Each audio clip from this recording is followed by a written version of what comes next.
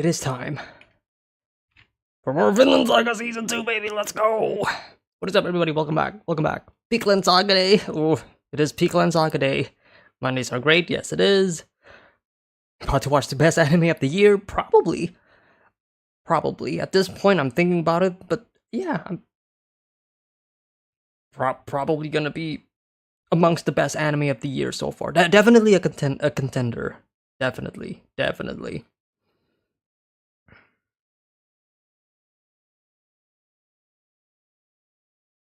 Oh boy. Hang on, let me get the episode ready first. Oh yeah, I gotta open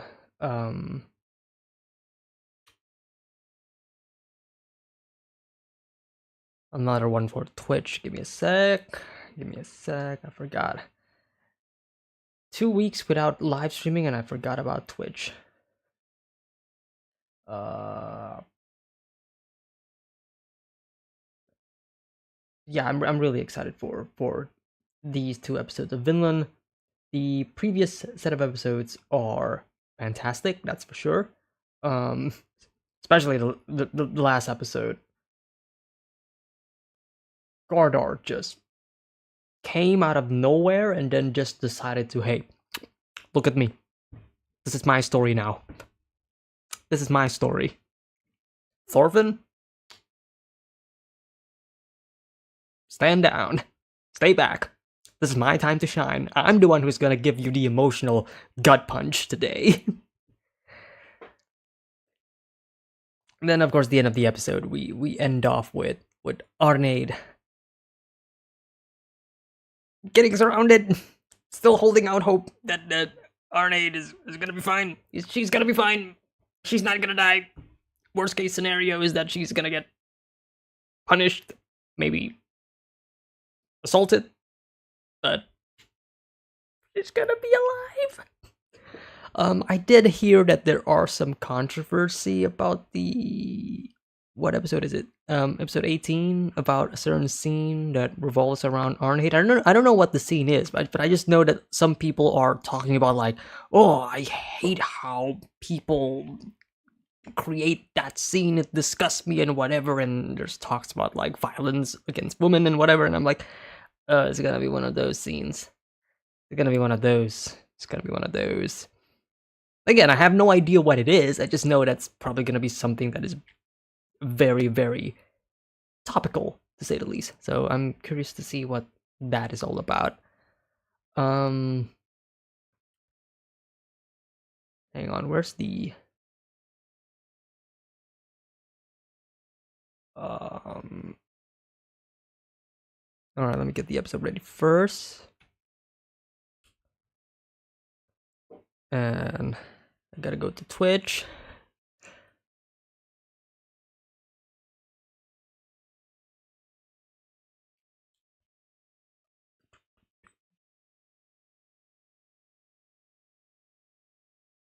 Because I need to get the stream key for it.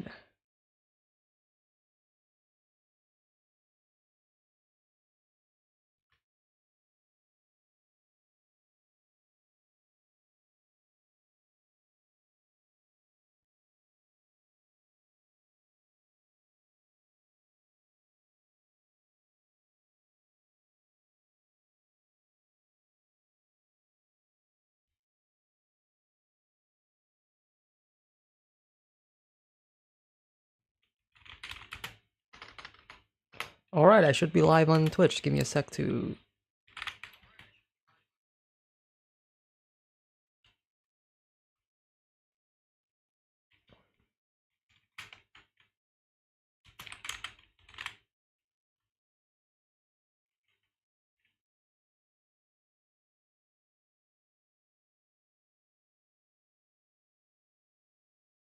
Alright, here we go.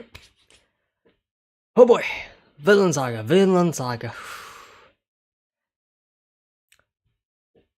I've been watching a lot of shows today. Like, I've been recording a lot of shows recently, and yeah, I'm pretty tired. But we're gonna end the day with Vinland Saga. It's gonna be great. The last show that I watched today was actually the season finale of Mob Psycho 100, which was really good. So yeah.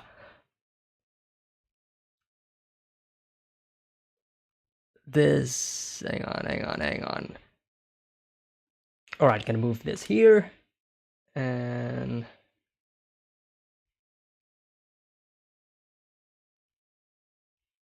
all right. Oh yeah, there is yeah. That's right. Somebody did told me that Studio Mapper released um like a short 2-minute episode or something, episode 18.5, which I guess we'll watch after we finish watching episode 18, and then we're gonna watch episode 19. But yeah. Thank you for reminding me that.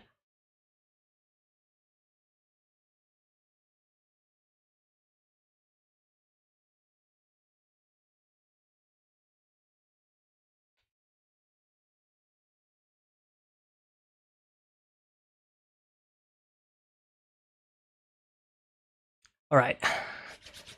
How are the polls going? Pretty sure Berserk is winning though. Sag. I mean, keep in mind that there are going to be 2 winners in the manga poll. There's going to be the first place winner, which is going to be the manga that I'm going to be doing first, and then the second place winner, which is the manga that I'm going to be doing maybe a couple of weeks after. So I'm going to be switching between the mangas schedule wise. Is it close between the second and third? It is really close. First to second is really far. Like, first place winner is like solid from the start. Like, there's no competition. Second and third place is really, really close, and I'm talking like a 10-point difference. For now, at least. It can definitely change, but like, it's really close. Third to fourth is a long drop, by the way. So first place winner really high, second and third place really close, and then 4, 5, and 6 is just like down below. like that's in the negative points.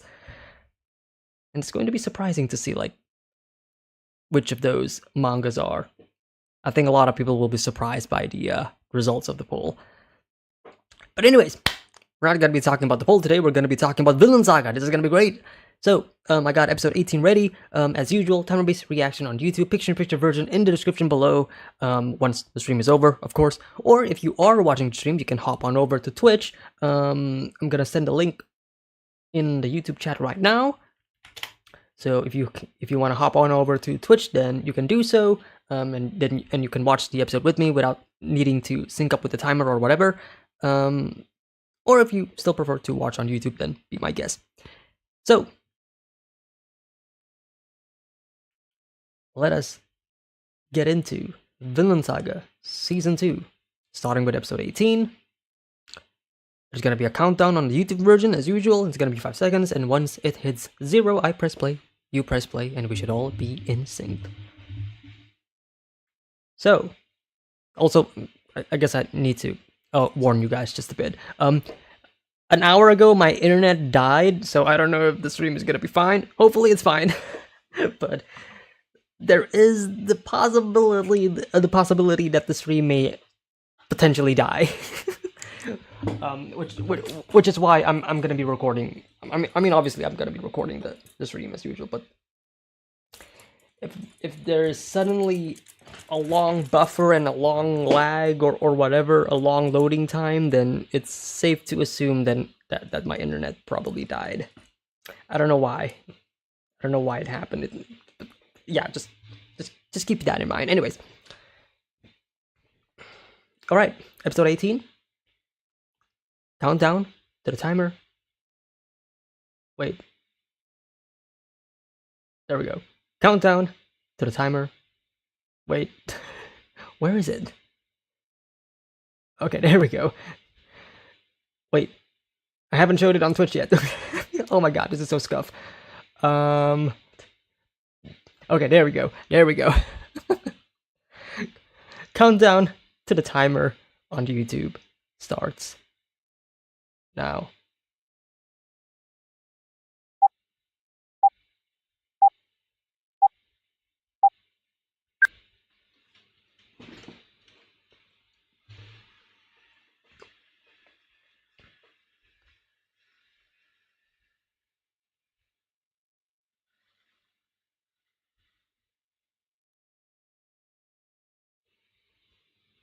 Oh, here comes the real danger.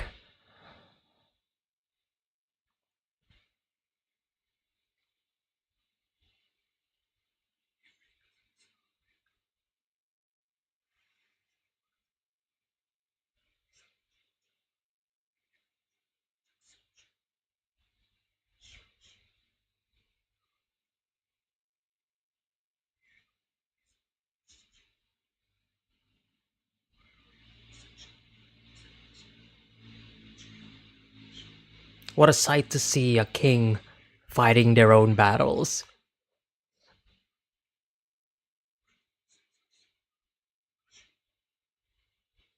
I love the bit of the shaky cam in that moment, just because of how windy it is.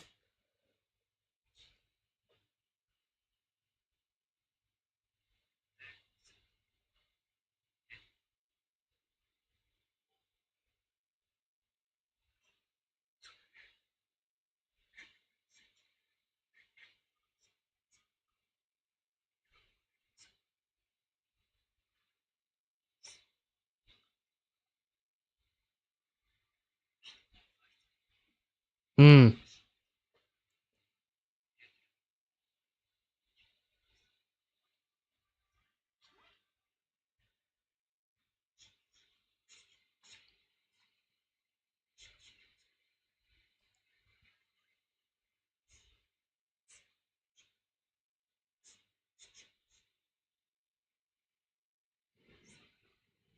Yeah.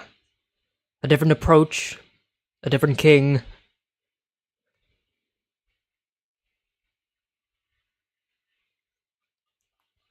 Why is that funny to me? Just seeing his head just right in the shadows.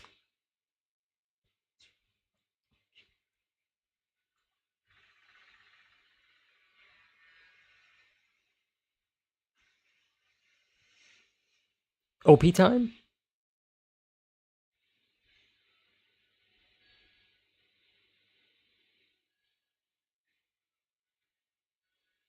Gotta get it out now. I need for Loki to die. he, yeah, he did kind of kill Fords by proxy of Ashkelon. Yeah.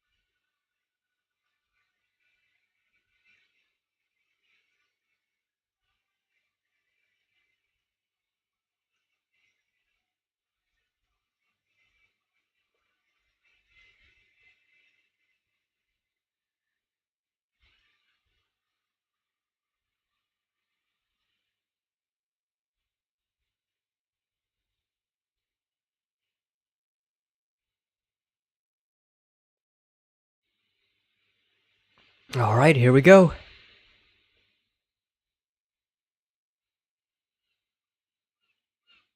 The first method. Hmm.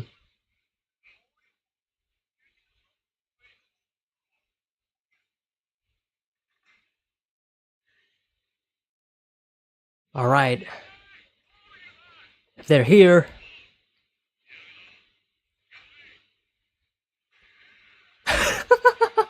that was There's that Vinland Saga humor.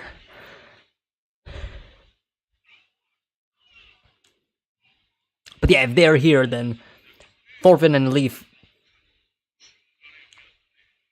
closer than ever before.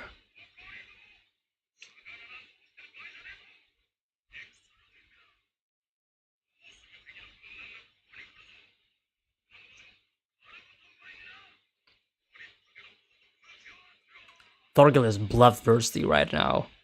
That adrenaline.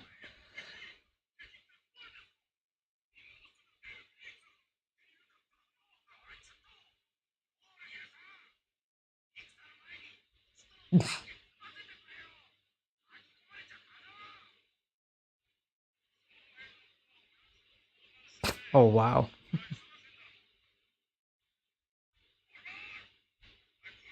Oh, he looks... Yeah.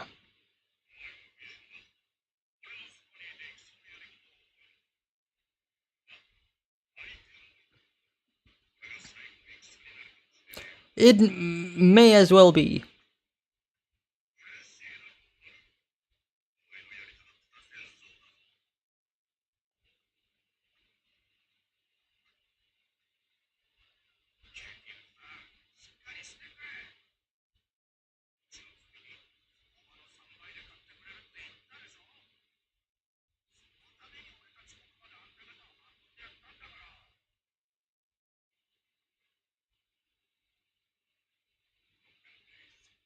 Damn.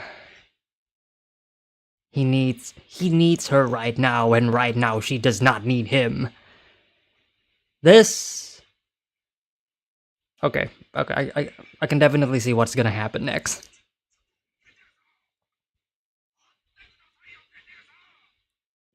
It's not gonna be pretty. It's gonna be very ugly.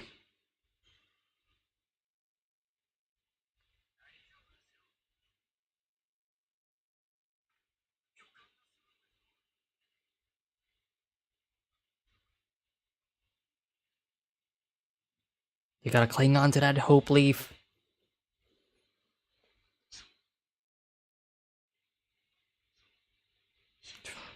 Choose to believe that it's true.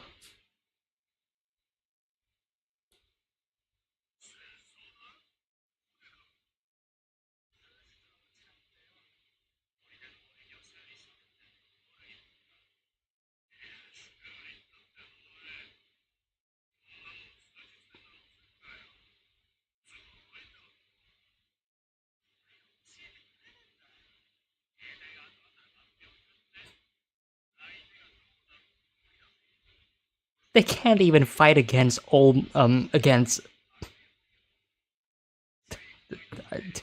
That's exactly.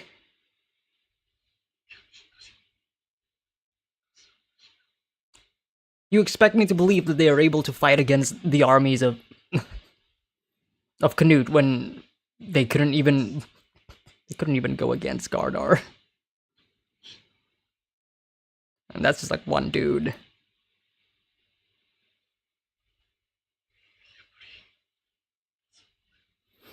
Yeah.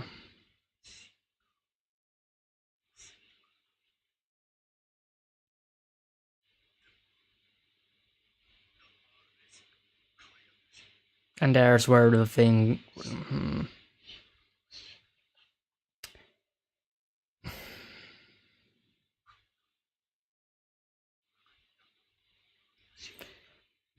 Yeah, it's gonna happen.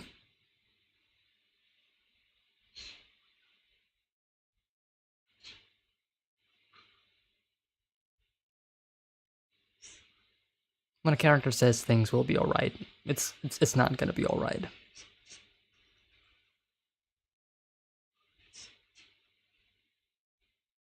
Why? He's gonna ask why.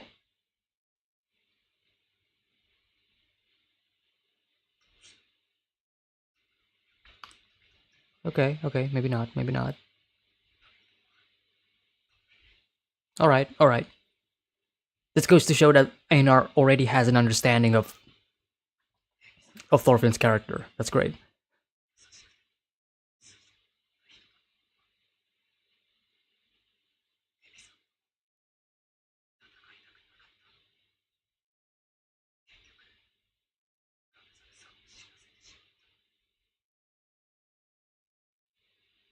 Don't blame yourselves, though.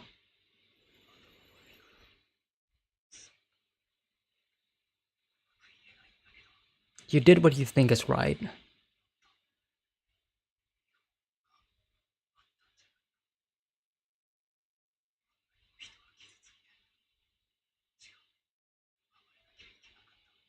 Hmm.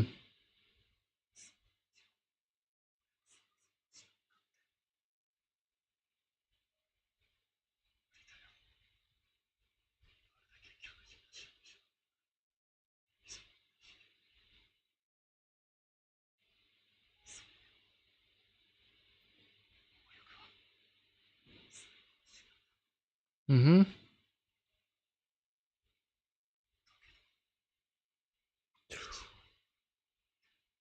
This is the next step for Thorfinn's character development. Trying to find what is the best option. Yep.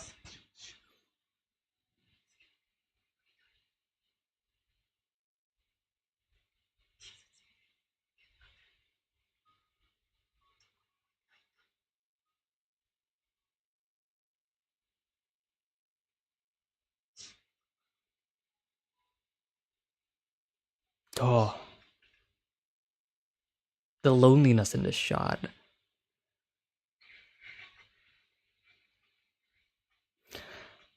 And oh, that face from.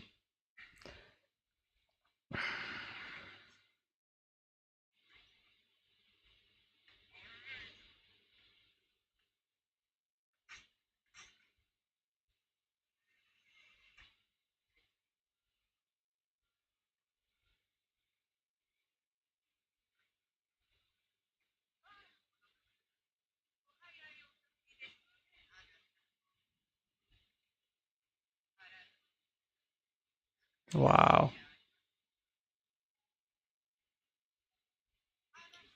Oh, they're playing the Vinland theme.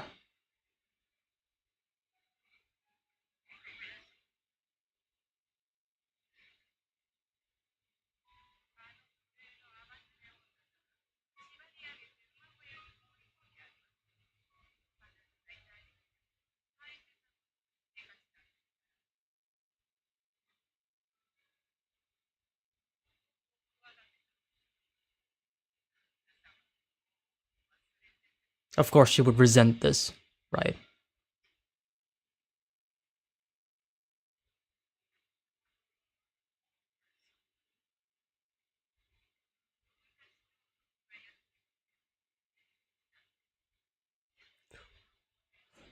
That shot of Gardar, though.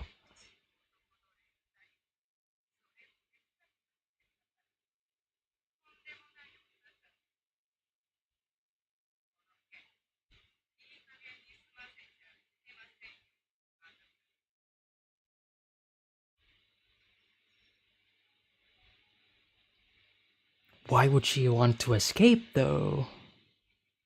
Probably the thing. Yeah, yeah, exactly.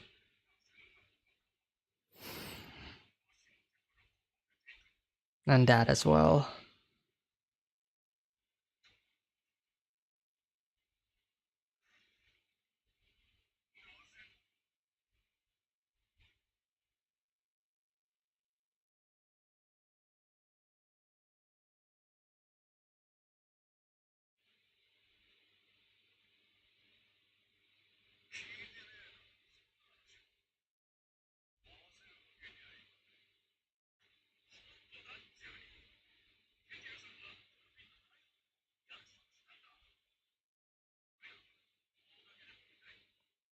Thorfinn's like right there, like behind there.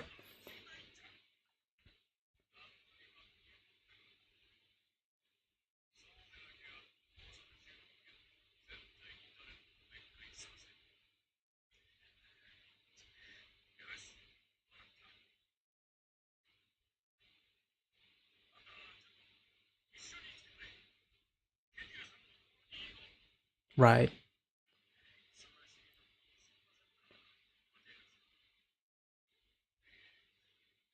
Hmm. Right. You need to come to hear his words.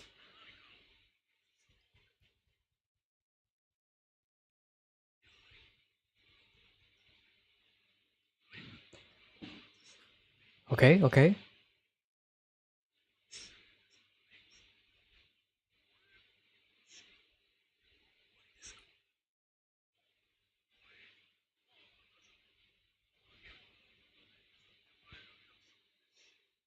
Arenheid?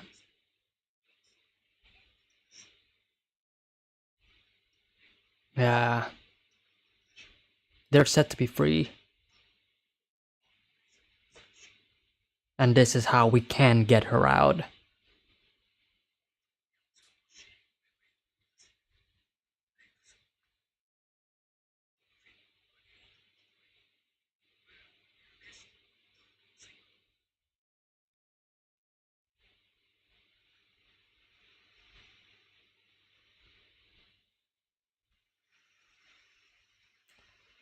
The sound of the waves just crashing.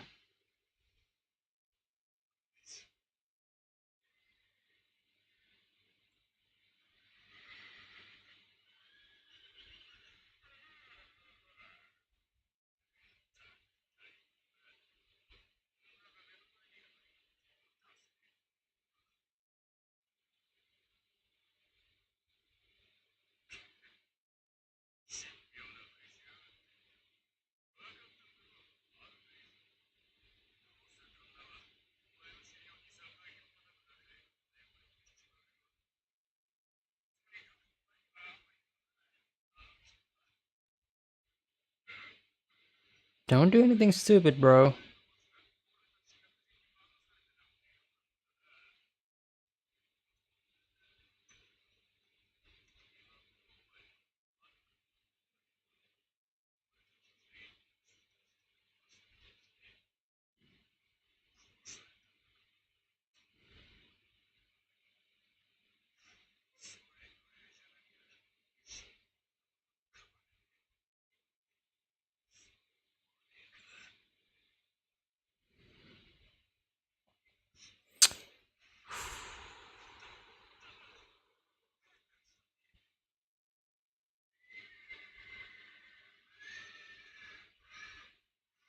She's still not safe, though.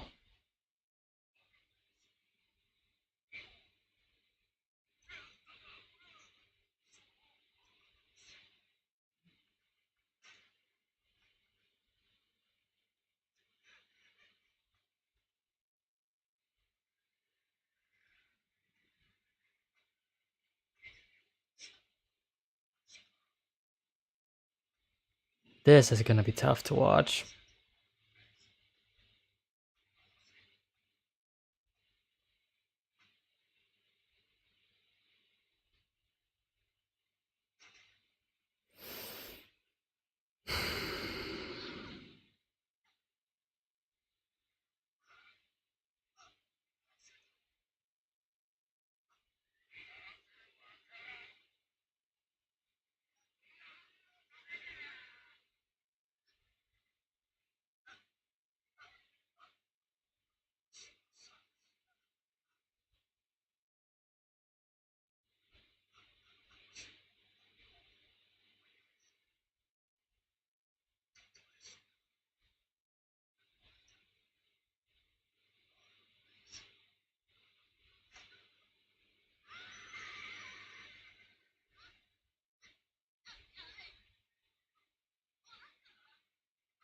He doesn't know.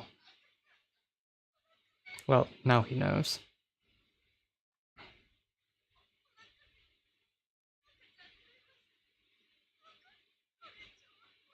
But is he gonna care? At this point?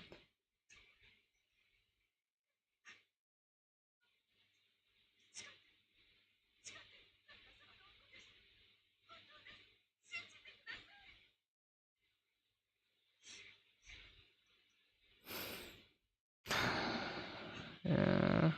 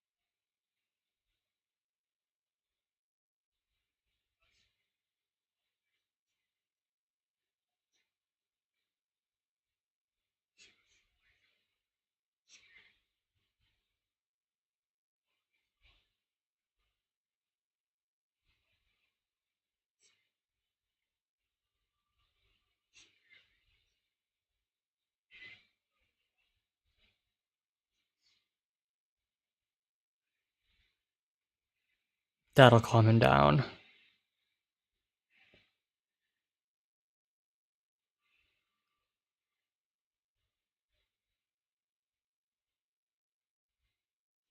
Yeah. I mean, of course he's not gonna do it, but still, being driven by that, by all of that emotion.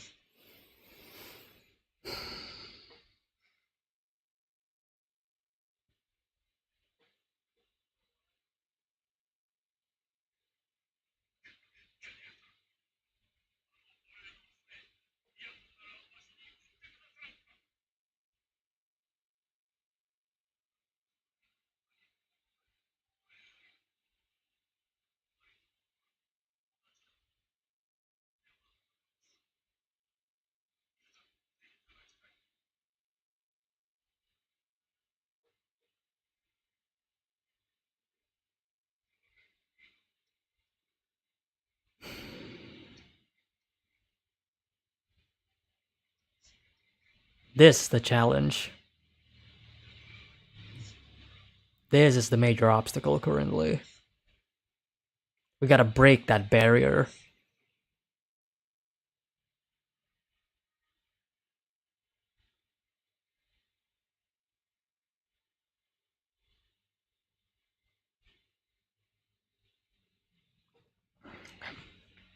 They've already met.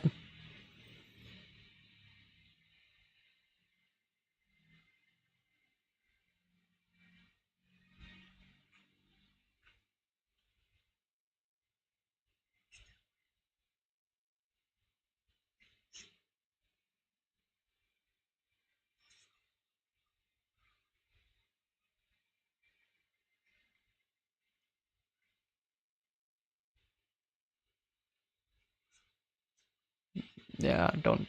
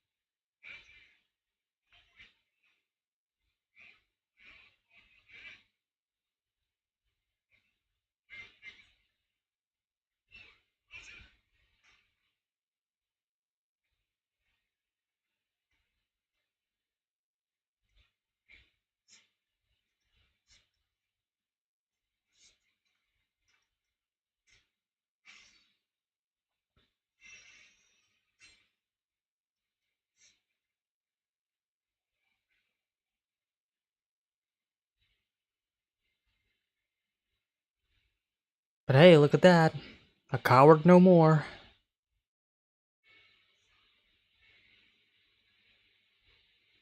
It is that,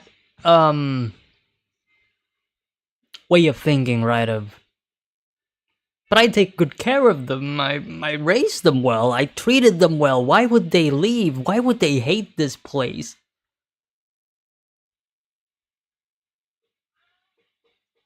They are still, at the end of the day, slaves. And everybody is seeking freedom, of course.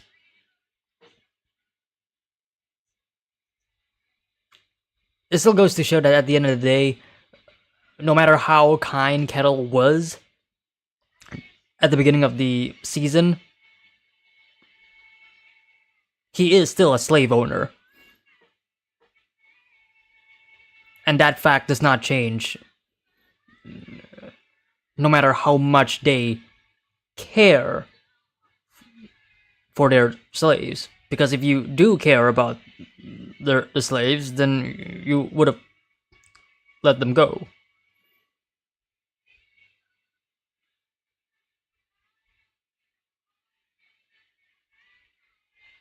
Also, I do find it.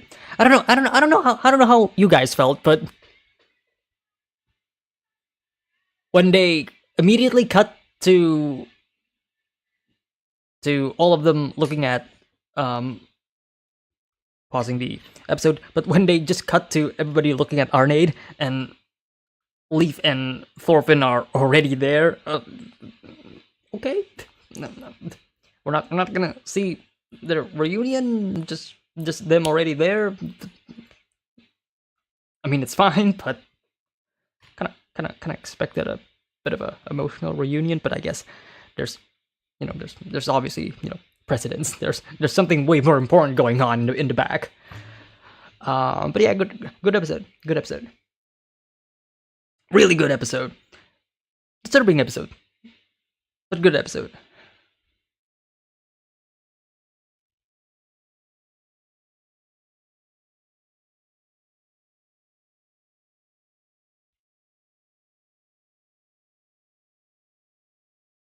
Well, yeah, no, I mean kindness as in his act is kind doesn't necessarily mean that he was always kind. Like there is a difference. Yes,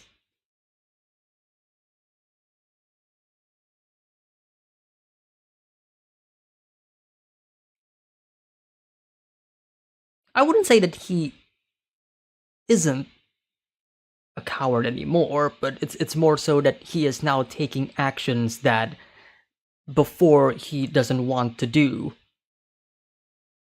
He snapped, yes, but him snapping is also making him do things that his other self from before would not have done. And the things that he hasn't done are things that one would say because he was a coward.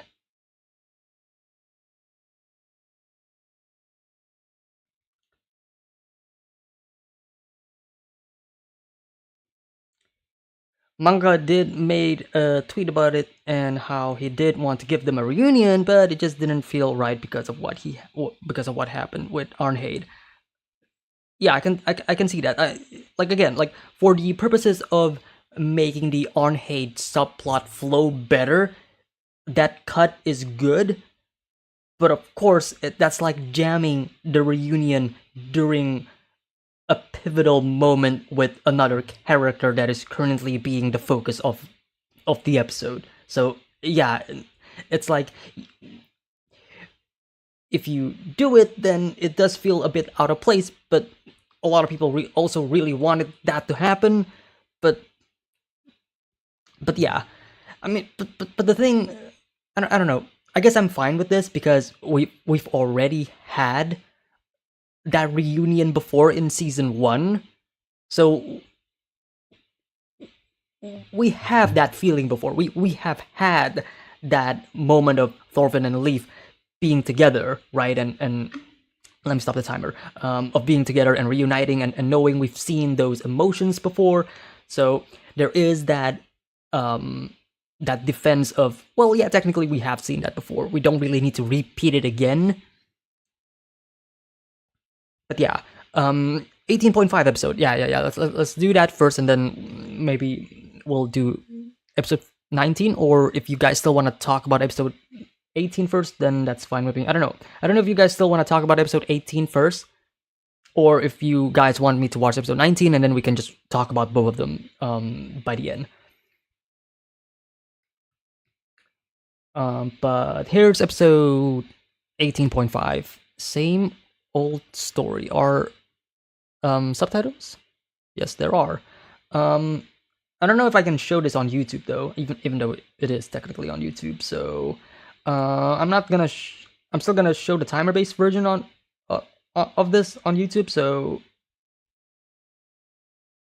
if you are still watching on YouTube, then go open that, open the Studio Map official channel and search for the video, and then sync it up with the timer. Um, it is what it is. All right. Countdown for episode 18.5 starts now.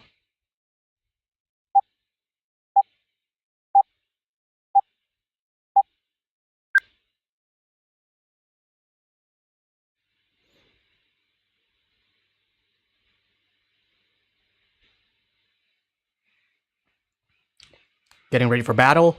Mm-hmm.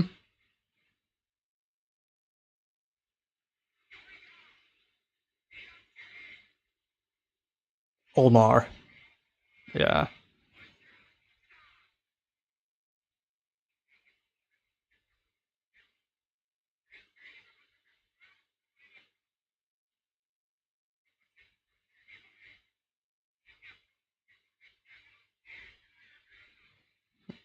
Yeah, true.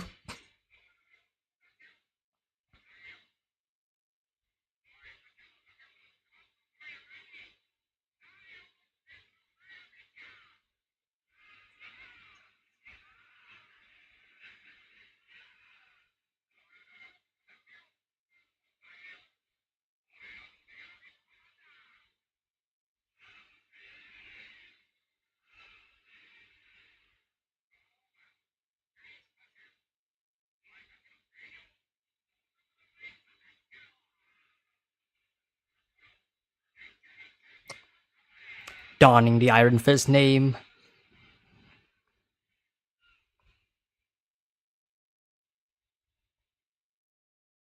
And that's it. Yep, that is it.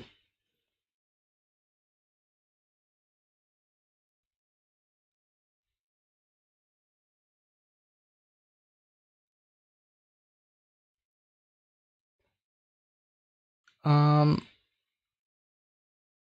All right. So, what do you guys want to do? Do you guys want to talk more about episode 18, or should we just jump straight into episode 19 and then we can talk about both of them together or whatever?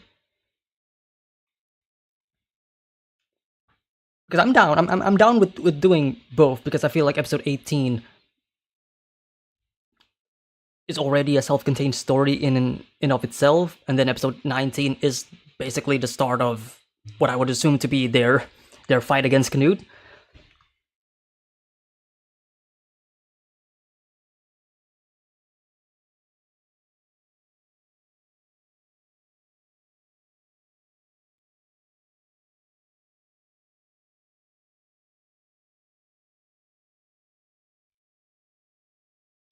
Discuss the first episode first because episode 18 is its own thing. Sure. All right. Let's discuss about episode 8. Hang on, let me move this and this.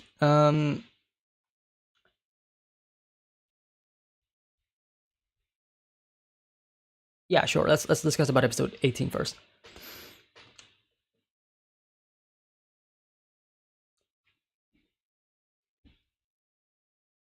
Let's not talk about the Arnheid and Ketil stuff first because that happens later. Let's talk about this.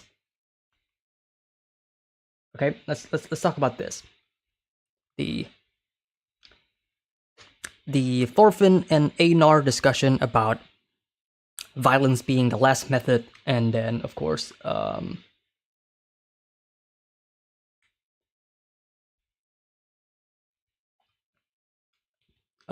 to find that first method, right? Because that is basically the next journey of the show, especially for Thorfinn's character. It's easy to say that I am not going to use violence anymore, but it is harder to find, okay, what's the alternative solution? All right, you choose not to you choose not to do violence. All right, good. You let go of your sword, your guns, your weapons and whatever. All right, that is easy for you to do.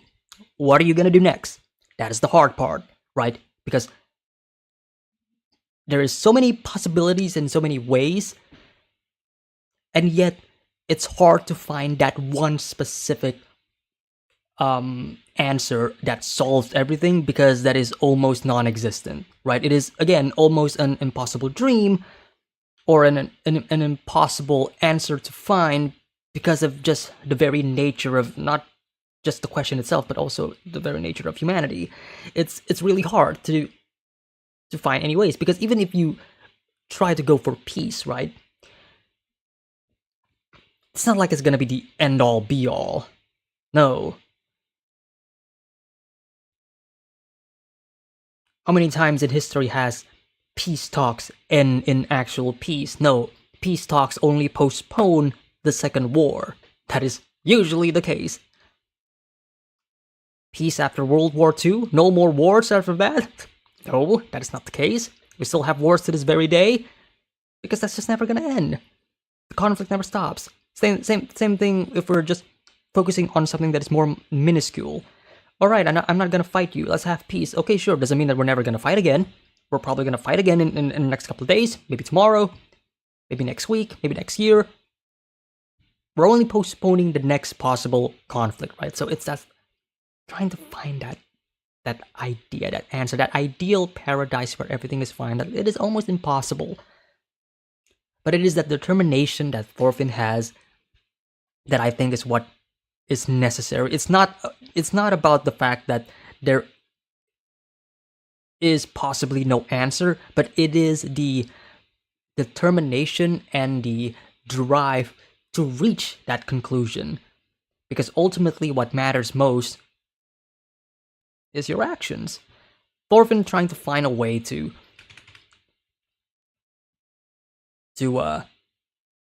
achieve this is something that I've wanted ever since he started saying that, I'm not gonna do violence anymore. It is a point of our discussion for a while, right? Considering that, what is he gonna do now? Is he gonna be a full-on pacifist? What happens if, circumstances arrives and you have to do violence? Like, what happens then? And I love this character development for Thorfinn because this sets him on a path of not only trying to find... This is basically him trying to find peace, right? But it's also his journey of not just becoming somebody that doesn't do violence anymore, but it's also him becoming this, I guess, beacon, this beacon of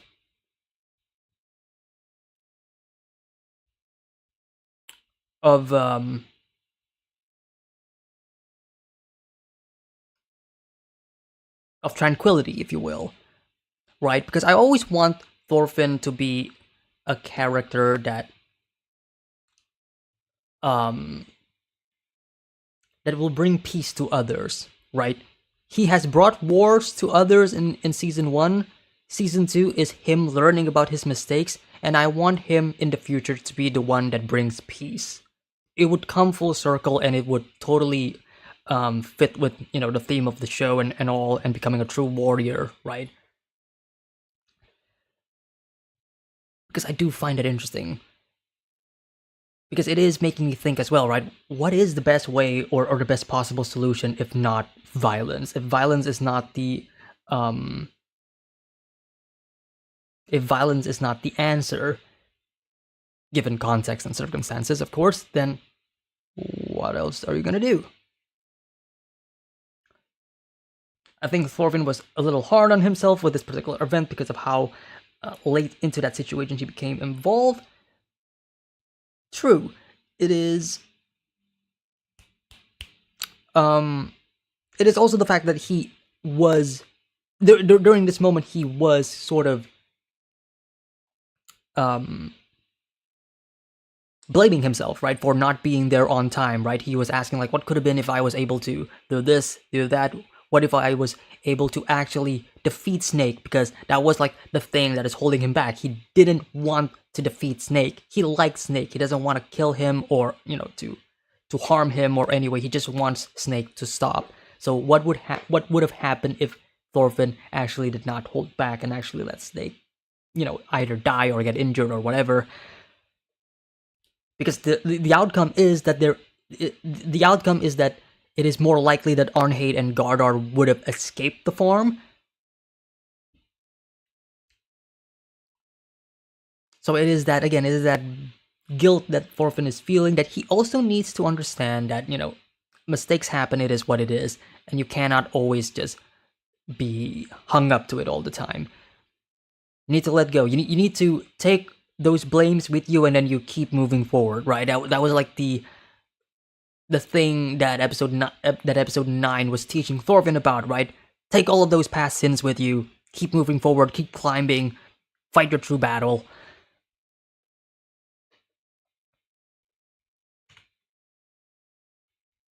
And really, it's this moment when he asks, like, he wants to learn. This is the story of Vinland Saga. This is the story of Vinland. It was never about war. It's about trying to be a pacifist. It was trying to be a peaceful person, right? Like, it's it's a really good story with a really good message. And sometimes I hate it when people go and say, "Oh, I don't like Vinland Saga. There's not enough action in it. I want more action. I want more fight scenes. Where are the fight scenes? And I'm like, oh, boy, you didn't get the show, dude. You didn't get the memo. Oh, I love that. I love this scene. Um,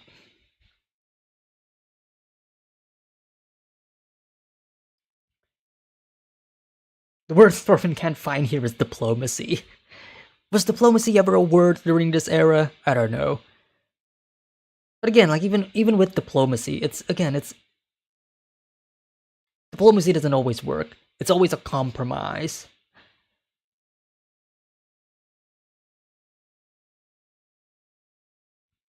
But I guess there is something in regards to a compromise where it's not just a one-sided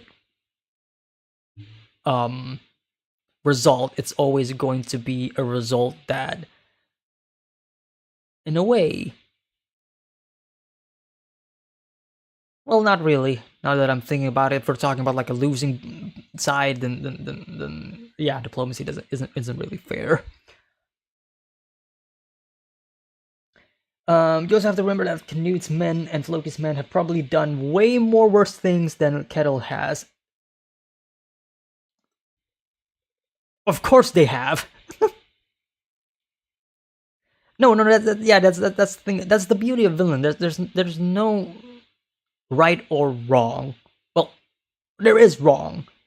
There is always wrong, but it's not good to assume that some people are good despite of their wrongdoings, because there are worse people out there. Like if we are comparing Ketil and Knut and everybody else,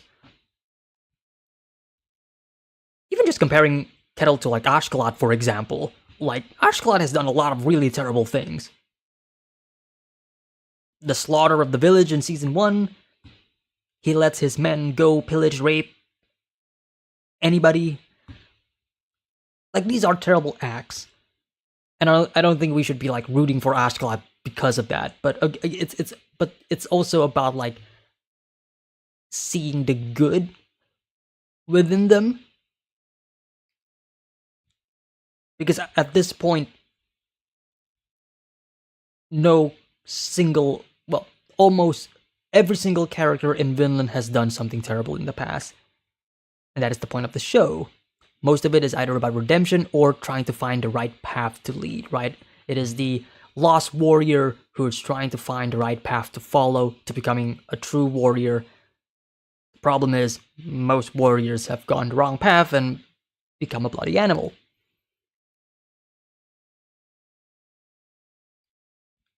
So it's this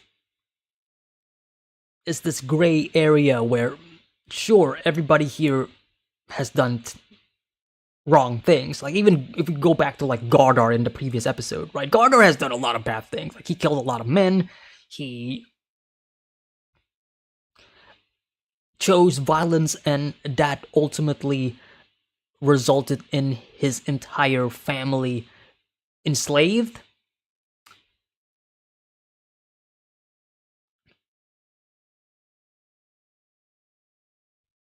But just because he has done something bad doesn't mean that there isn't good in him, and vice versa can also be applied to Ketil, where just because he has done a lot of good in the past, it doesn't mean that there isn't anything bad within him. There's always a good and there's always a bad. When the show is showing the bad, it is really bad, but when the show is showing the good, it is also really good.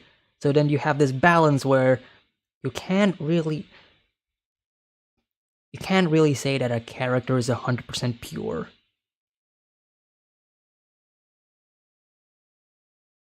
And I also agree, like, you can hate a character, but you cannot deny the fact that these characters are well written. Like, some would say, like, they are written to be hated or whatever, but, like, that just goes to show, like, how great these characters are. I love these characters. I love Ketil's character. I hate what he has done in this episode. Like, that was such a shitty thing to do. But if we're talking just purely on a character writing perspective, he's great. Every character in this show is great.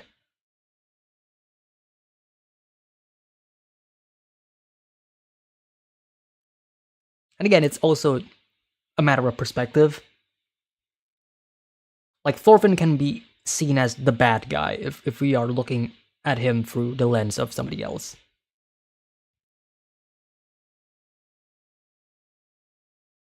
And that's the thing about the show. It's about learning about who these people are, knowing they're good, knowing they're knowing they're bad.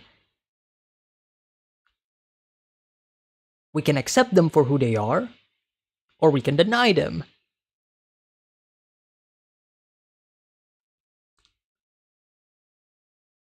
Which, speaking of, this scene is hard to watch.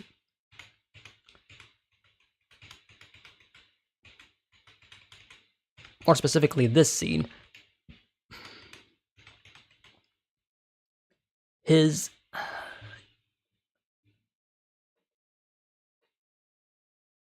this is where Ketil's delusion is in full display, right? As I said before. He acts nice, and he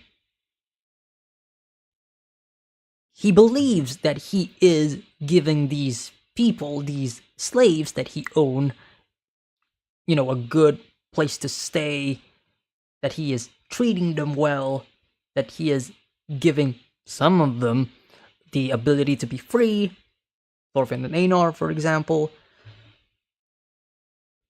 But then he is also keeping some of them not free at all. You cannot be free, you are mine. Specifically talking to Arnheid.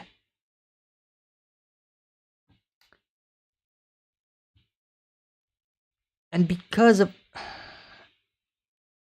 how do I describe him? What better way for me to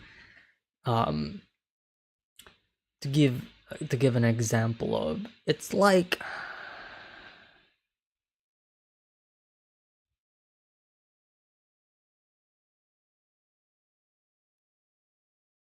when you find a stray animal. It doesn't matter what animal it is. Could be a wild animal. But it's like finding a stray wild animal, and then you bring them to your home, and then you nurture them, you take care of them, you think to yourself, I'm doing good, I'm taking care of them, so why do they want to leave? Well, probably because it's not their home. You may take care of them, you may love them for how much, you think you are loving them or whatever, but ultimately, that is not their place.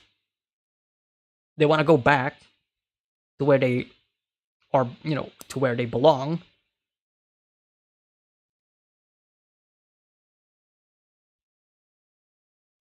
And yet you would feel that what they think is wrong because what you are providing is way better than what is outside. And so here comes the delusion. Why do they want to leave? I'm giving them everything.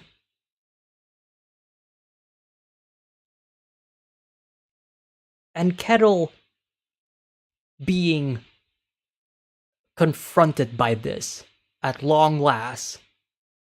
Because Arnheid is like, again, Arnheid is like unable to escape. Like, it is almost impossible for her to do so. And once she was given the opportunity to do so, she immediately takes it. And this baffles Ketil's mind to the point where he himself is unable to comprehend. And thus, he snapped.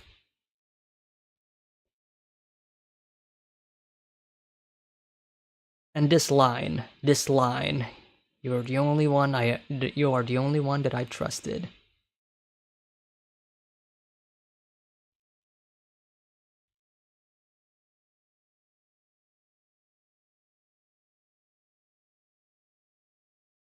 If not for the fact that he is currently beating her up right now, I would probably feel sad for Ketil. But because of the circumstances of what he's currently doing, it's kind of hard for me to feel sad for him. I mean, I still feel sad, but sad not in a way of like, oh, I sympathize with him. No, I feel sad as in, you sad character. I...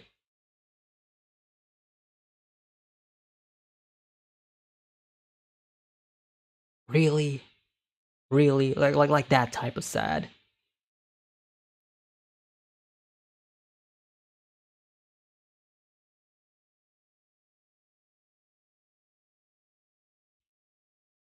Ketil is like one of those... Ketil is one of the characters that I wish his problems were resolved before this. But because we are unable to resolve his problems, right? His problem of like his own ego, his pride, his identity, if you will, right? And him needing Arnheid to, you know, to be his comfort and whatever, because we are unable to solve that problem as, you know, as fast as we can. Again, tying back to like what Thorfinn said, what if I was able to, you know, to do this, to do that? What if I was able to save them sooner or whatever, right?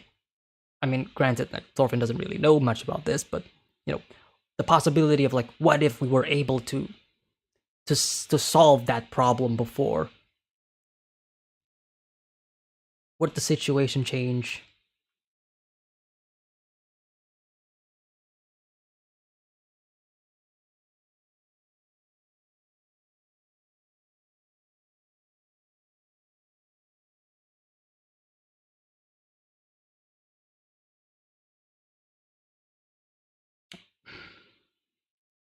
I guess we will never know.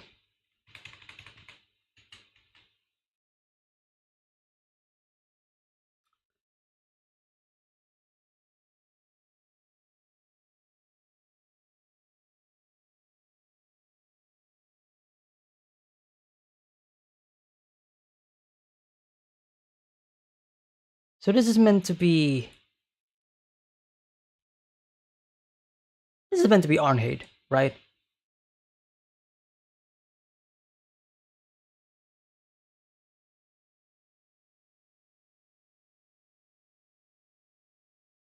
Or is this his wife? But I'm pretty sure this is like that was Arnheid, right? Because there was like some other shots. Where is it?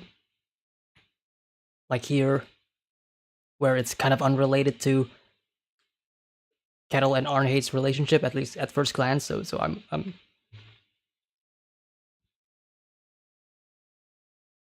Oh, that's right. That the woman that he lost from Spherical Story. Right. Yeah. Okay.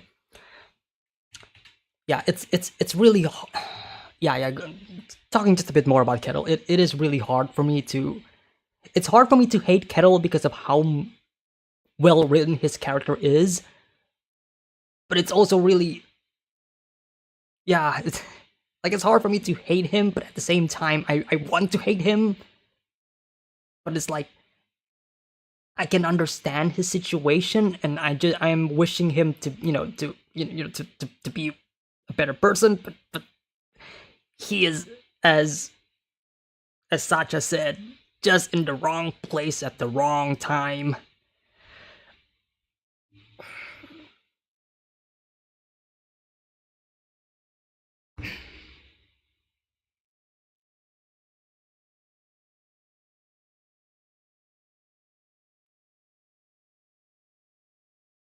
This is definitely his lowest point in life, though.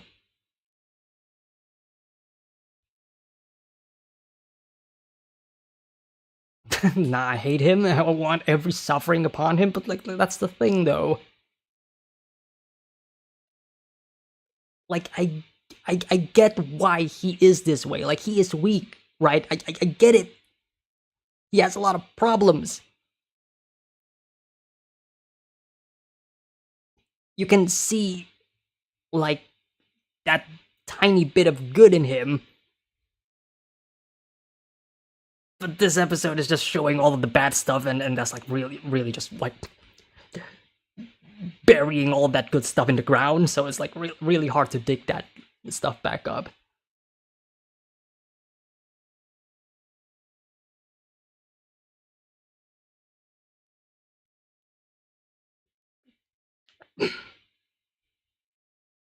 My issue with his being weak isn't that he is weak, but why he is weak. He is weak because he ran from the interpersonal struggles we all suffer through. And that's the thing. That is the reason why I cannot fully hate his character.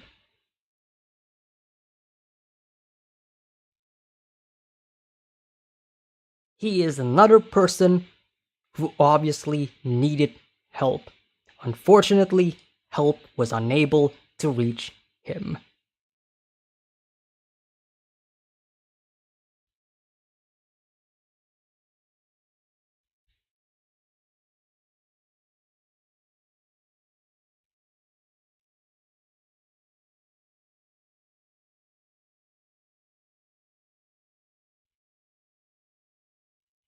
Now, I will say this, I can recognize that in him, because I am not far removed from realizing I was on basically the same path as his character, like literally, that just happened to me over the last couple of years. I'm really sorry for you, man. I really hope that things got better for you.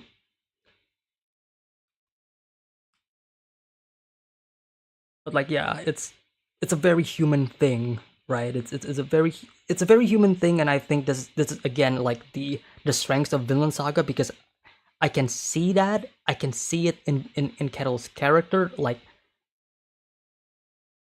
the grounded human aspect is there, but because of that exact reason, it is hard to love and hate this character.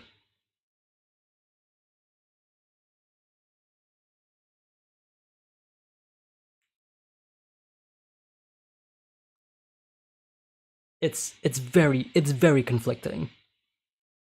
Like, I'm still very conflicted right now as well, because again, like on one hand I cannot really fully hate his character, but on the other hand, his actions are almost well at this point is inexcusable. But then also, some of you in chat also brought the idea of like, well, yeah, but if you compare it to other characters in the show who are more, you know, of the protagonist group, then they have also done a lot of really bad things. So it's a matter of like perspective.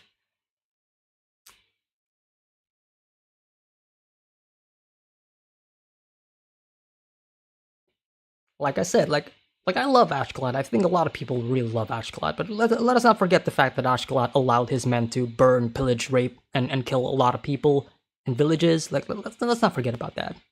Okay, let's not forget about that. Let us not love Ashclad and hate Ketil, but ignoring that Ashclad also did a lot of pretty bad things. But just because he appeared and said, "Go on, Thorfinn, go fight your dreams, climb up, become a true warrior," and I'm like, yeah, that's a really great moment. I love his character. I really do. But I cannot even, you know, can't really ignore all the bad things that all those people did as well. But yeah, I love every character in Vinland Saga. It's a great show. It's a great show. It's a great show. It's a great story. Just beautiful. Just really beautiful. It's beautiful and horrifying because it is showing all of the good and bad of humanity.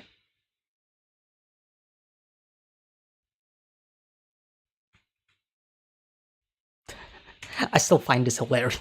I don't know how to feel about this. Right? We went from Pater holding Arnheid, fade to black, hard cuts to all of the gang are together. But again, like I said before, like the Ketil and the Thorfinn reunion, like we've already had that before in season 1. We already know how that feels. That's not the issue right now. That's not what is important right now. Thorfinn during season 1 was an empty shell. He was unsure of what path that he wants to take, and then Leaf was there to present an opportunity for him, to present a choice, and that is why that moment is special, and that is why that moment is important. Season 2, Thorfinn, he has already undergone that development. He has already filled that shell with a new person, and now his new goal is something else entirely. So him meeting Leaf is totally understandable why. If I'm a hypocrite, sue me. Fuck Ketil though. It's all good. We're all hypocrites here. Anyways, let's continue with episode 19. let's continue with episode 19 of Vinland Saga. That was a really fun discussion. All right, get your copies of episode 19 ready. It is nice that Leaf got to reunite with Thorfinn, though, even if it was really overshadowed by his friend being bitten near death. Yeah, I'm sure we're gonna get more Thorfinn and Leaf interactions, which is why I'm fine with it, because ultimately, again, like if we're talking about like historical context, Leaf and Thorfinn, they're gonna be exploring more. They're probably gonna be exploring Vinland more. Like we're gonna get more of that, and I think that it's gonna be like part of the next journey of Thorfinn trying to find that number one solution of being peaceful and not choosing violence like the first method. Would be cool if Einar comes along and become a bro. Really hoping that is the case. Still unsure if Arnheid is gonna survive or not, but seeing that Canute is right in their doorstep at this point, I don't know. Like I genuinely have no idea. I think this this is also presenting like a really interesting point right now, because Thorfinn can leave right now. He can totally leave right now. Like he is with Leaf. Einar is also there. Obviously, the only thing that is setting them back is Arnheid, but they can leave. They can choose to not partake in this violent war that is about to happen. I am curious to see more of Leaf and Thorfinn's interaction, maybe in this episode. But yeah, I think one part of its awareness too, Ashwath knew that what he did was wrong, while Ketil thinks he's practicing his rights on his slave. Both sides are fucked up, but awareness affects Watcher's point of view. That is a really good point. I agree with that. The reunion would have an awful circumstance anyway. It literally hits Thorfinn, and Einar, your friend, is literally dying. Yeah, again, like it is a very, it will feel out of place if we get that reunion during the midst of a character being assaulted. Anyways, episode 19 of Vinland Saga. Let's get into it. So hopefully all of you guys have your copies of the episode ready. Hang on, let me get the Twitch version ready. All right. So once again, timer-based reaction on YouTube. Patreon version in the description below. There's gonna be a countdown, 5 seconds. You know the drill. Countdown to the timer on YouTube starts now.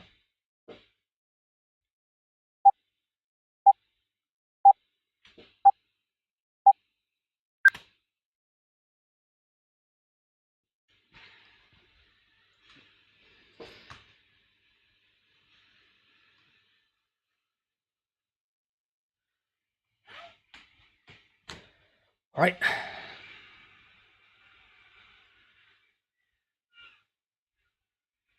Picking up where 18.5, the Battle of Ketil's Farm.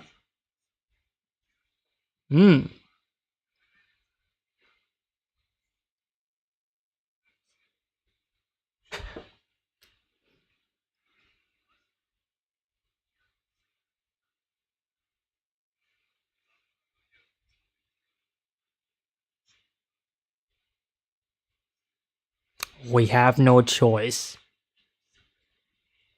You have to obey the master's command.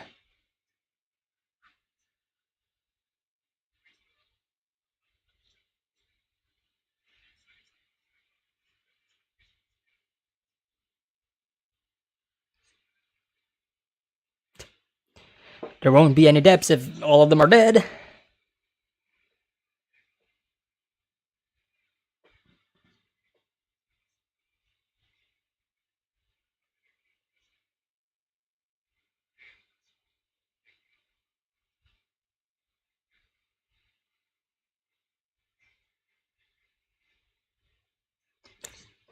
This music, though.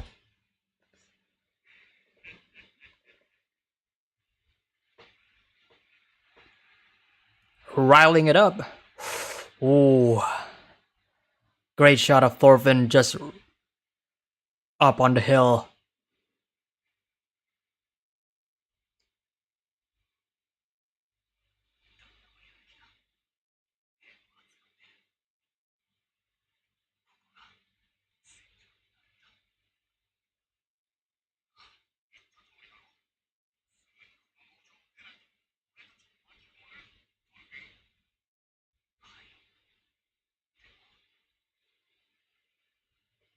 But Arnheid and Einar.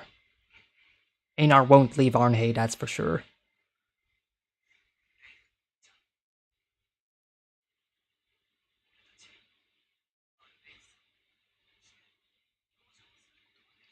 Mm-hmm.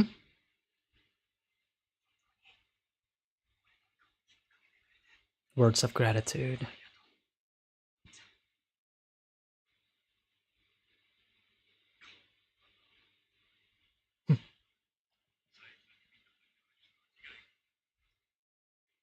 Good.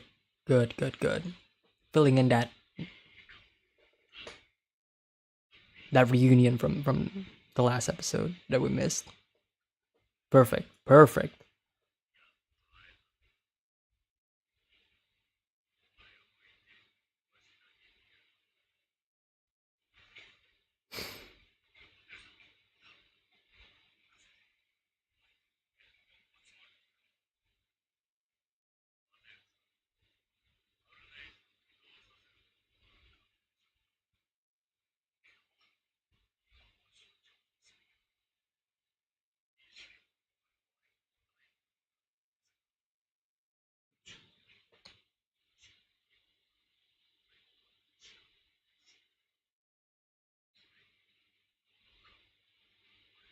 There's that too.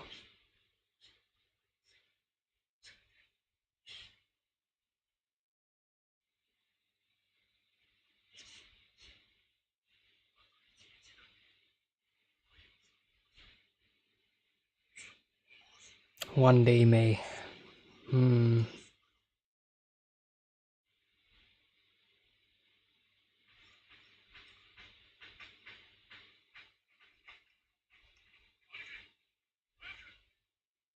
The boats have arrived.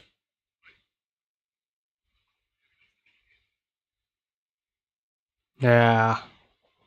Oh, what a shot.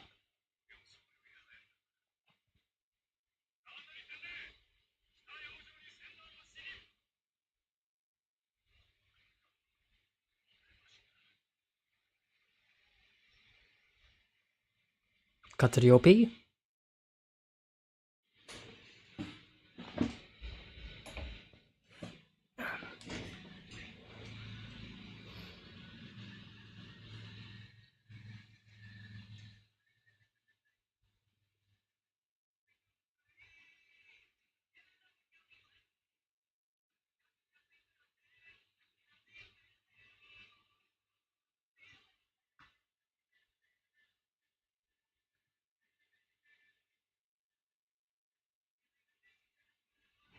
Yeah, really glad to get that scene between Leif and Thorfinn.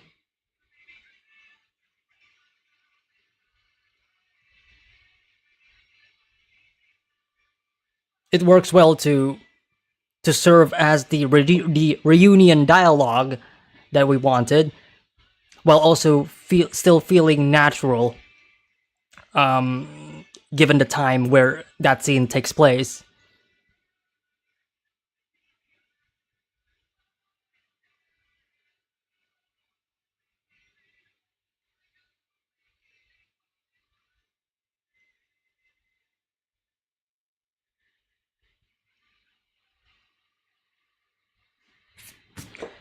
Alright, time for the battle.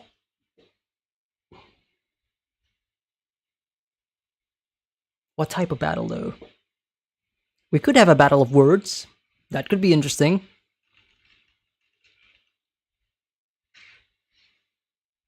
Don't waste your arrows!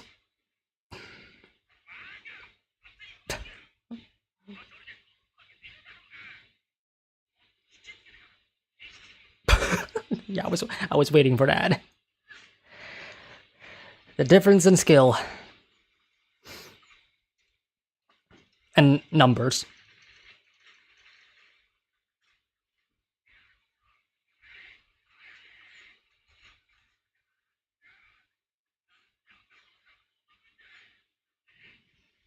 Probably using longbows if they exist. But that one guy who has his shield up, he knows what's up.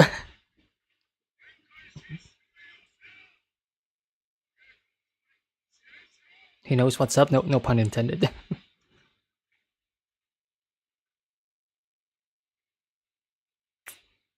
That bright red coat just pops out. You'll love it.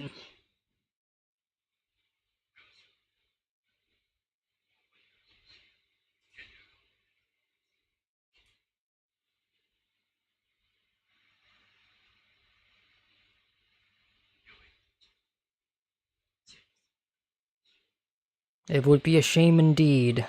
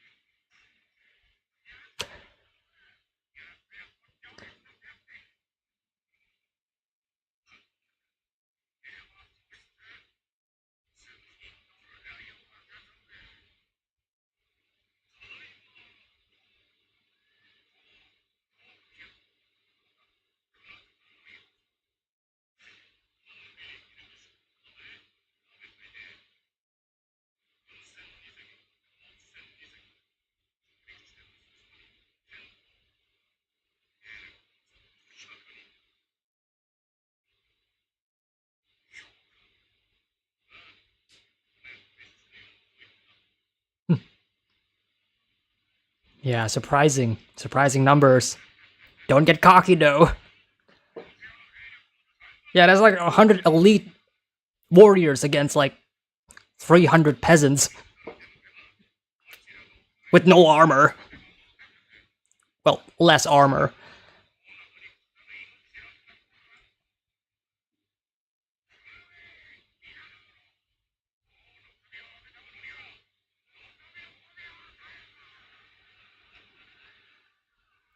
Most of you don't even have shields. They'll just shoot the arrows and hit you guys. This could be a good opportunity for Thorfinn to talk it out with Canute if the story allows them to.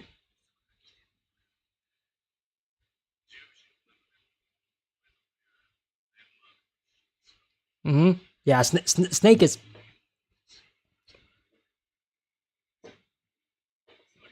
The difference between like Ketil and Snake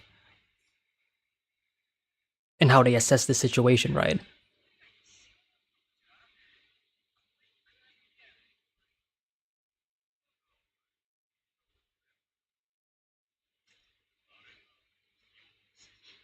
Oh, those shields look rough.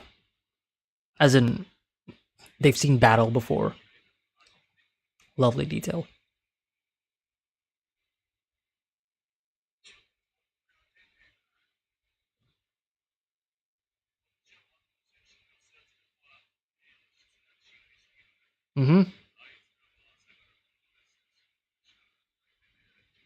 That's the Yoms Viking for you.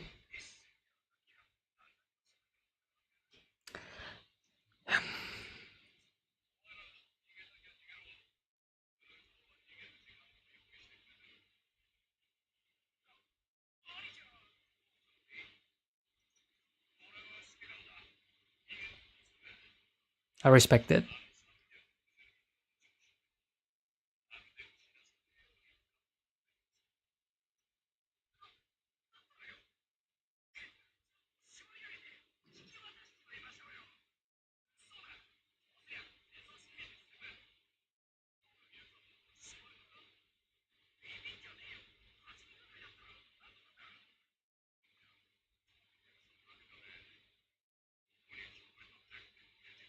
Renown.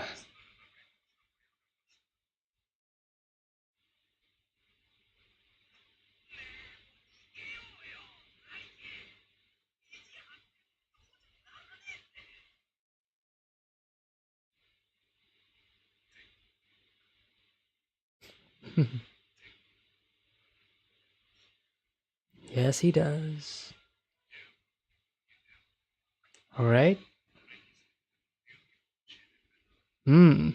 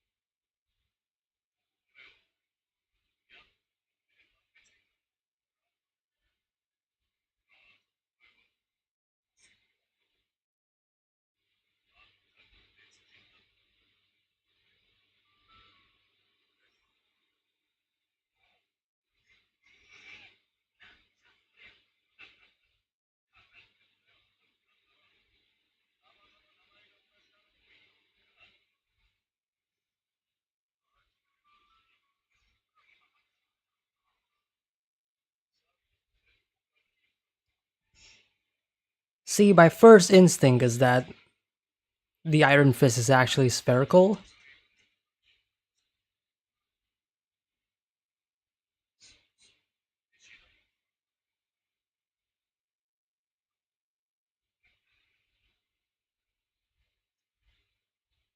but obviously at this point it doesn't really matter.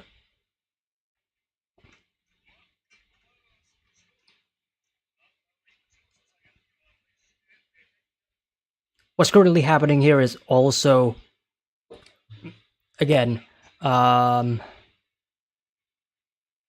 his armor and ooh, very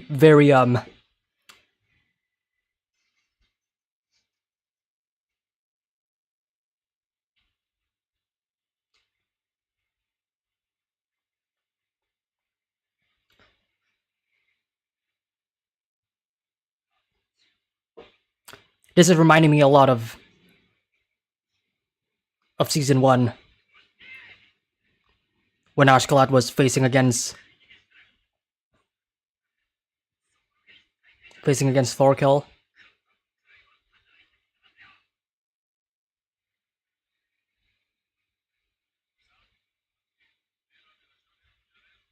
Totally outnumbered, telling his men to leave if they want to leave.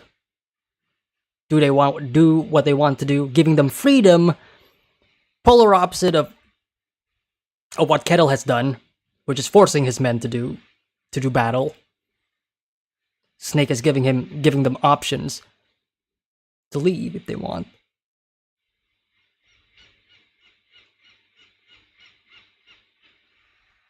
Ooh,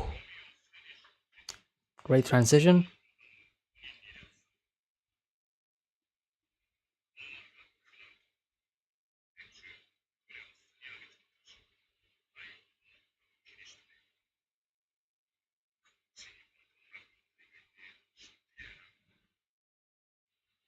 Thorgil is hungry for battle.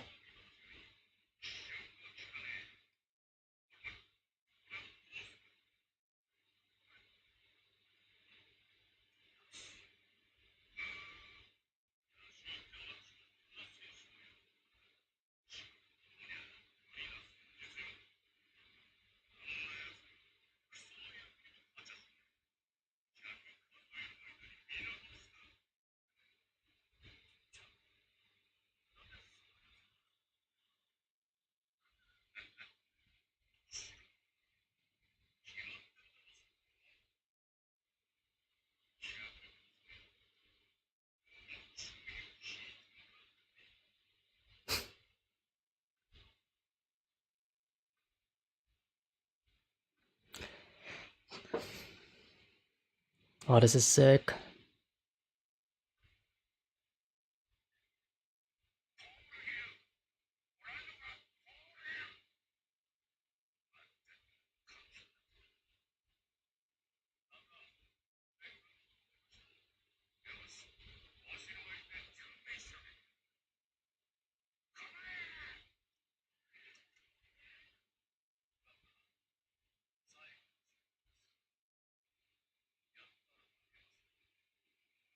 Heed those warnings, ignores them.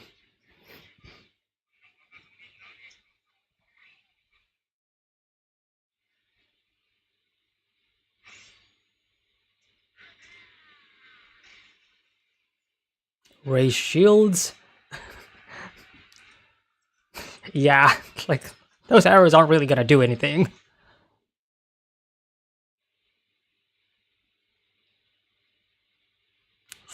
Thorfinn watches. Pater, though.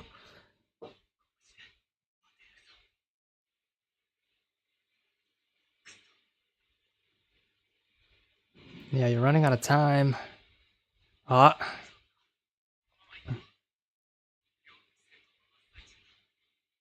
Okay.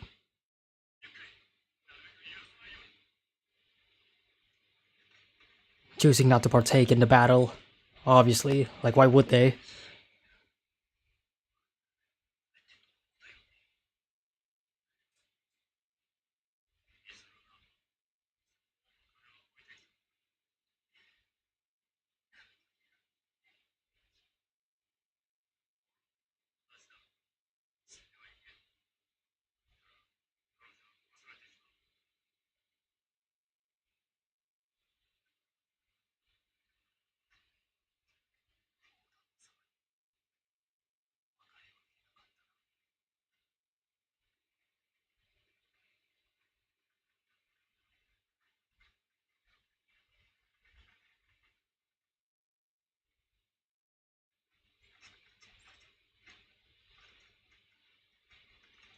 Oh.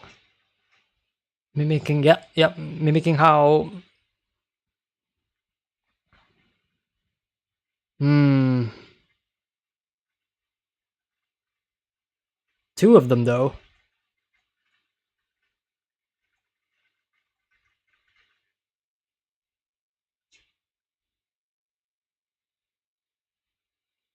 One of them being the one that she's currently...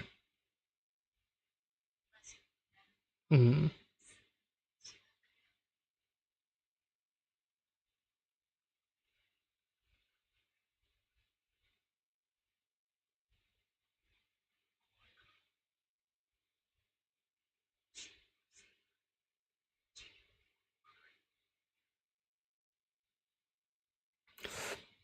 Oh man, these aesthetics.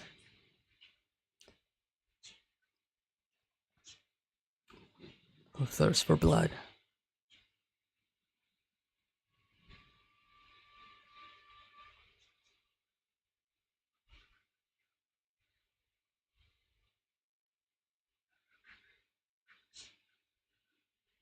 Yes, it has.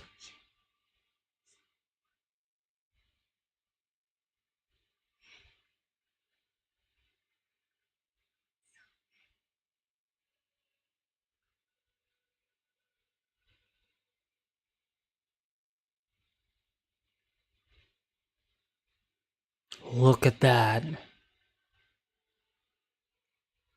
Predator and prey living together peacefully.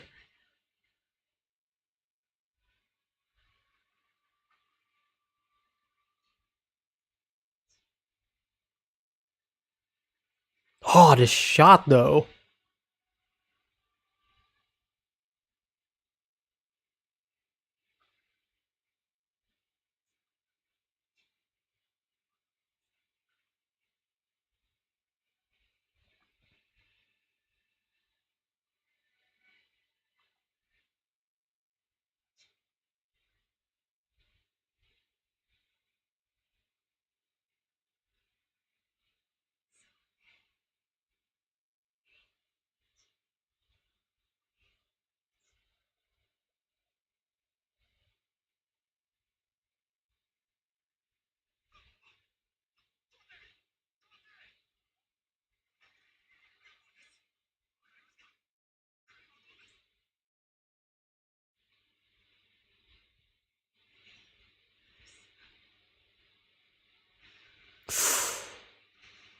Oh my god.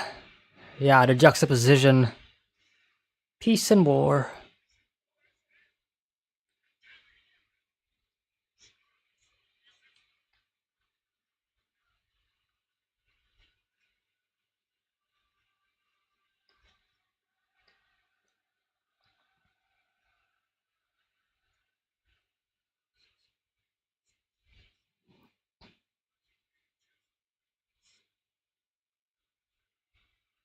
Not a single line.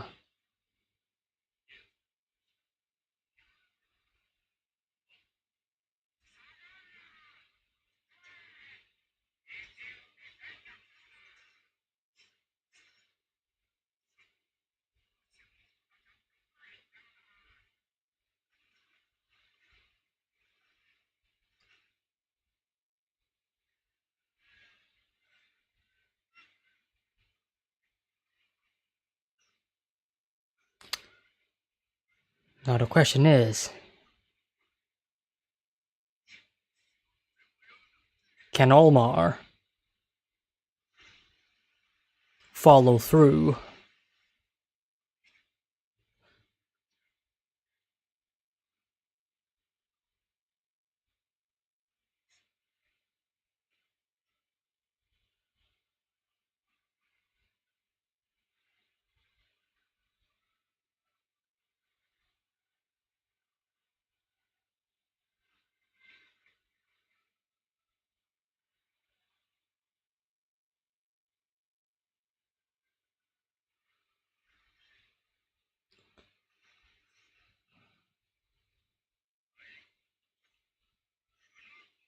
Well, don't announce it.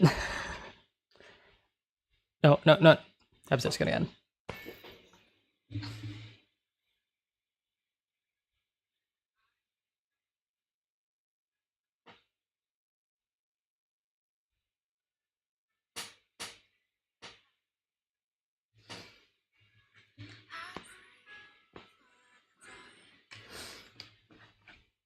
I see.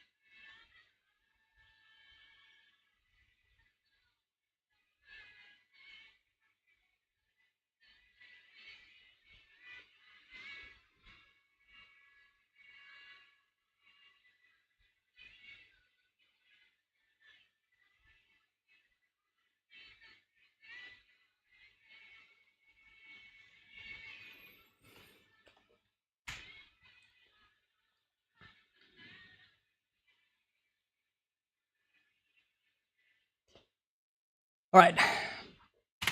Pausing the episode. We really did just end with Thorgil appearing behind Canute, announcing, "Hey, hey, hey! I'm right behind you!" And then we end the episode. God damn it! That was a fun episode. That was a fun episode. Really do love some of the battle sequences.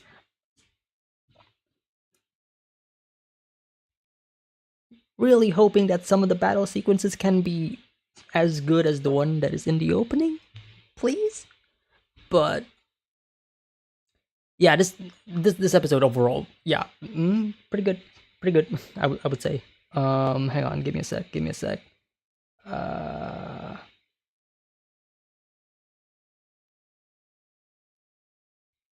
And since we just finished reacting to episode 19, I'm going to end the Twitch stream. So hop on over back to YouTube if you still want to discuss more on the episode. So Twitch people, farewell.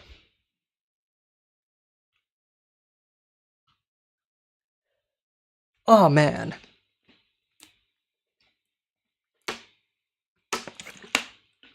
The difference between Snake and Ketil and the way they act. Like,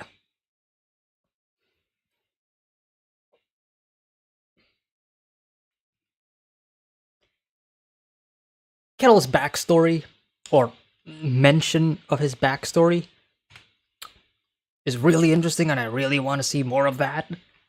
Meeting the actual Iron Fist, I don't know who the real Iron Fist is, but my first initial instinct was that, oh, the Iron Fist is probably referring to Spherical, but maybe yes, maybe not. I don't know. I don't know if that's gonna be the case.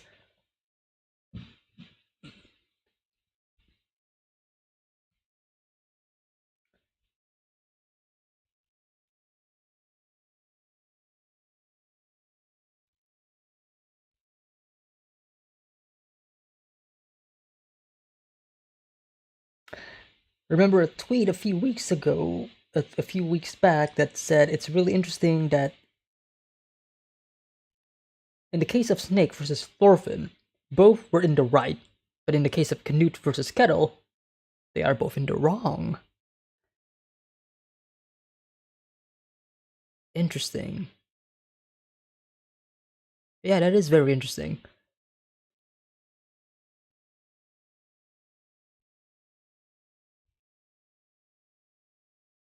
Yeah, for the most part, I can agree in regards to like Snake and Thorfinn, because you can make the argument about like what Snake is doing, right? He is just protecting the farm as as ordered to. Plus, some of his men just died, so there is that reasoning as well, right?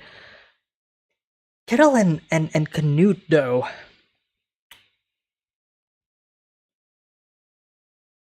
Well, yeah, both characters are at this point in time going at war with each other, sending men to their deaths. Well, more specifically, Kettle sending their men to their deaths. Like, like, like these men are. Hang on. Like these men, they are rallied to die. They're not even wearing proper attire. They're not really wearing any proper armor or anything. They don't even have any shields. Like, yeah, of course they're gonna die. like, Ketil, you're the only one who's wearing armor. Everybody else here, they're only wearing helmets. One of them here is bald, who looks like Commander Pixis from like Attack on Titan. Like, bro, he has no protection. None of them do. Of course they're gonna die. Kinda fucked up, dude. Kinda fucked up. But yeah, I do love that we are paralleling that with Snake and his men, because one, his men are in armor, they are well equipped. Two, Snake actually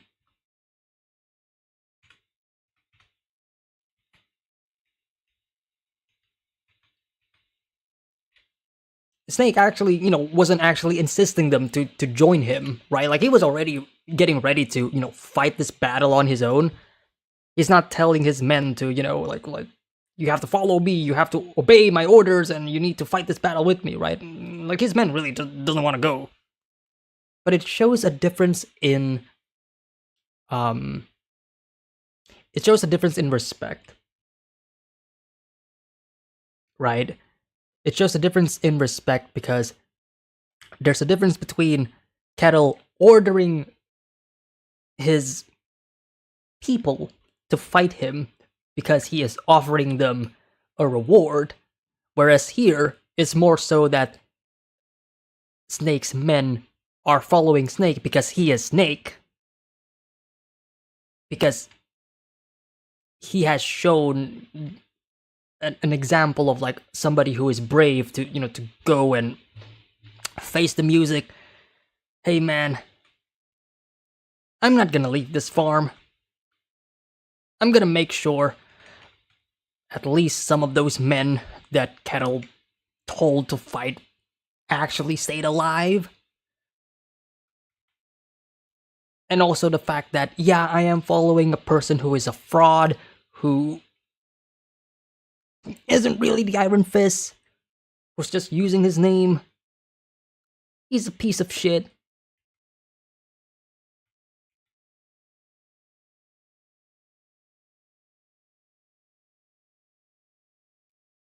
But I'm going out anyways. This is a leader. Like, the parallels between him and Ashkalat is more and more apparent. And again, the parallels between him and Ketil. This is a true leader. His men is following him not because of his orders, but because of who he is as a person.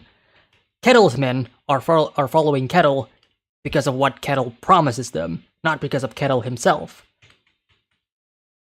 Right? Whoever brings me the king's head will receive whatever he wants. Ooh, yeah! Like they're not really following Ketil because of Ketil. They're following Ketil because of what Ketil is rewarding them. Again, the difference between loyalty, respect, and leadership.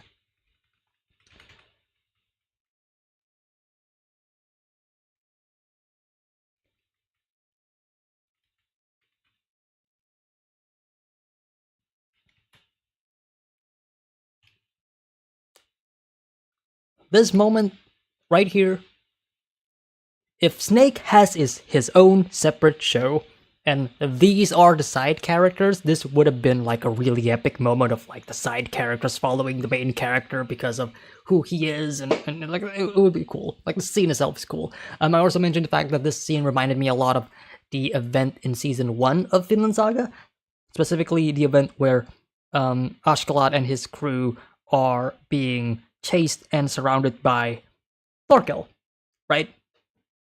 Similar situation, right? Ashkelot's like, if you wanna leave, if you wanna stay here and surrender yourselves, go ahead. I'm gonna go. You can follow me if you want, but if you don't want to follow me, then you can leave. Also, the fact that totally outnumbered, totally outclassed.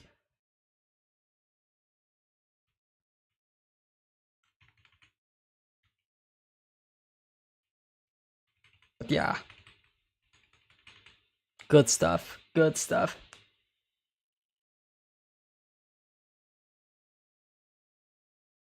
Snake really is a fascinating character.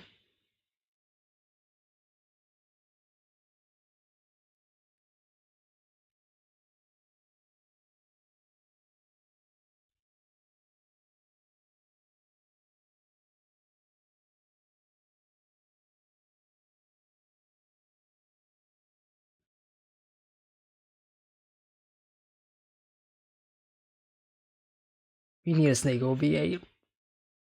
Low-key, I would not mind if we have like a Snake one episode OVA, whatever, focusing on his backstory. Like, I would really love that. Snake is such an interesting character, though. Like I've grown a lot to be fascinated by this character.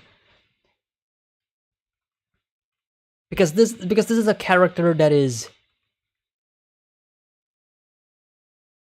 how do I describe him? He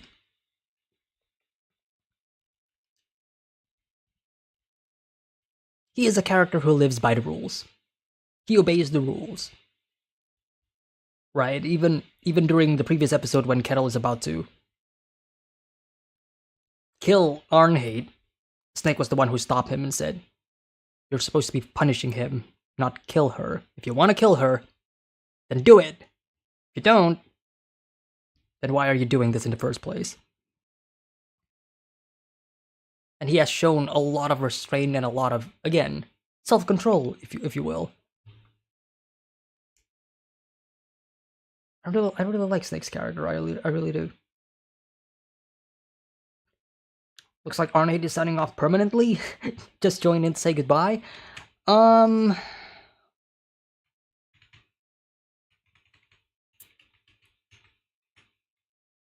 mean, every character is gonna die anyways. So let's talk about the fact that there are 2 babies. So obviously one of them, well, one is his Hjalti, and the younger one is obviously the one that is within her, right? That's like obviously the case.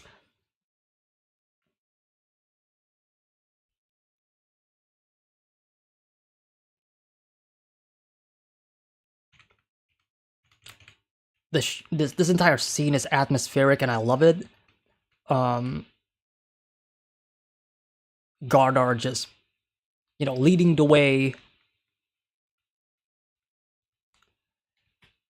And then seeing these two, a deer and a wolf.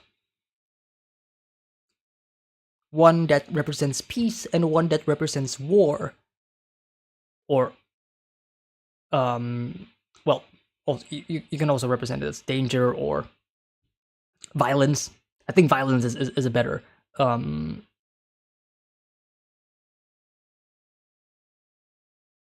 is a better symbol than war for this specific analogy. But yeah, beautiful, just beautiful.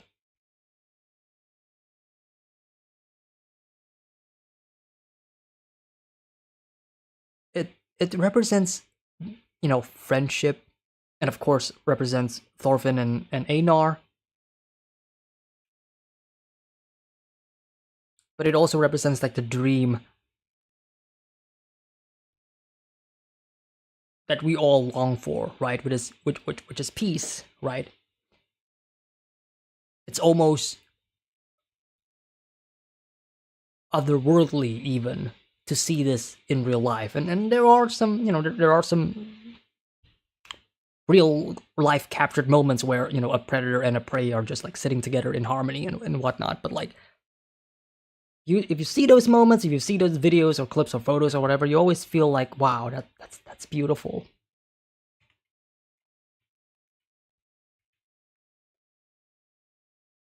Gotta tell them farewell.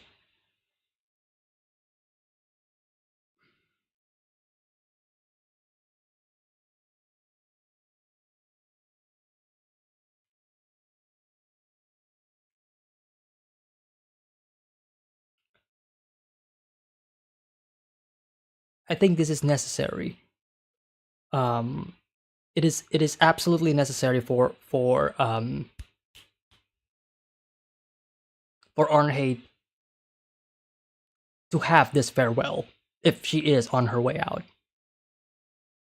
because she needs to relay all of her feelings, all of the things that she wanted to say, especially for Einar, because Einar needs to listen to this in order for him to move on. Because if he doesn't listen to this, then he cannot move on. So this is perfect if that is the case.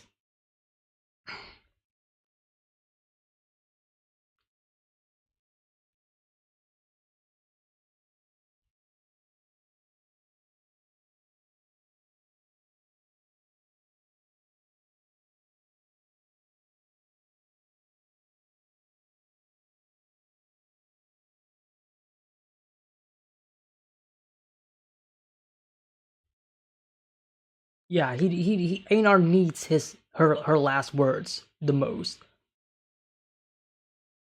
It's the words of gratitude and the words of thank you, but you gotta move on as well. I'm moving on, and you need to move on as well. Einar needs to hear that, because all of this time, Einar has been losing people, friends, and family members a lot, right? This is why Thorfinn is special to Einar, because Thorfinn is the first person that Einar truly befriend and would call a family ever since his real family died, right? And then Arnheid feels like the second family member to Einar. So to have her pass on, it would definitely be not only heartbreaking, but heartbreaking. It would not only be heartbreaking, but it would also be very hard and heavy for Einar to accept this, unless Arnheid tells him that everything is gonna be fine. Because he never got that with his real family, right? His father never, gave him parting words because he died. His mother and sister, their final words, and their final moments in life was pretty traumatic even for Einar, right? So he absolutely needs this.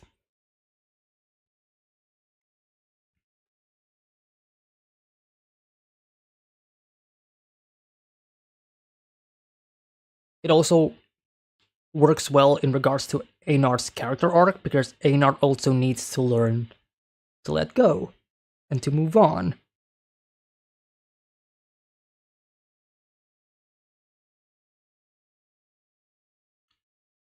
This event will also um, present. Um, this event will Arnheid's death, if it does happen, will also present Einar with the similar situation or the similar conflict that Thorfinn went through, and that is vengeance. Arnheid's death is technically because, well, no, it's not really technically, it is because of Ketil, right? His aggressions has led her to this moment, and it is what is killing her right now, right? He is the one responsible. Einar knows this. So how is he going to accept that fact? That is also going to be a battle for Einar to fight. Einar cares so much for others and has held together pretty well actually, partially thanks to Thorfinn, but that could change. So he for sure needs to hear whatever Arnheid is about to say. Yeah. He needs to. If anything, I think the best words that Arnheid can say to Einar is, of course, not only thank you and farewells, but also don't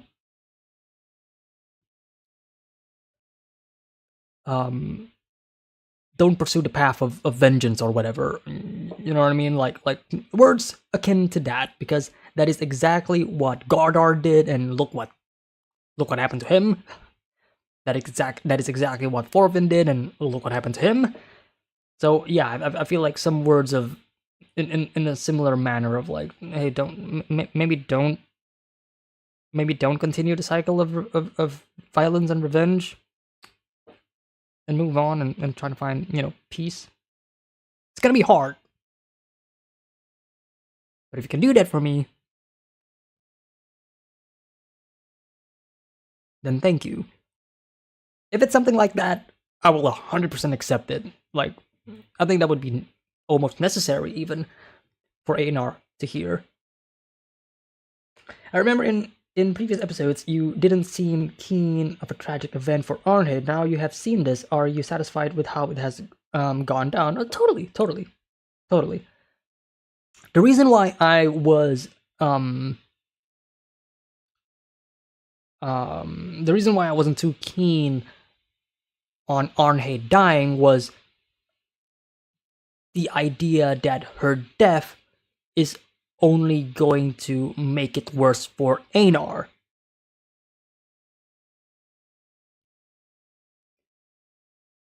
And it was something that I was fearing, because if she died outside of Einar's presence, like let's say if she actually died when Ketil was beating her up in the stables, for example, or she was tortured and she was executed far away from Einar and Thorfinn, and Einar finds out like later on what happened to her. Like, to me, that is the part that I did not want the most. But now, given the circumstances and given how the story has developed, and now we are in this really, really unique situation where Arnheid is beside Einar, if anything, this is like the perfect stage for her to not only say farewell, but also allow Einar to grow as a character.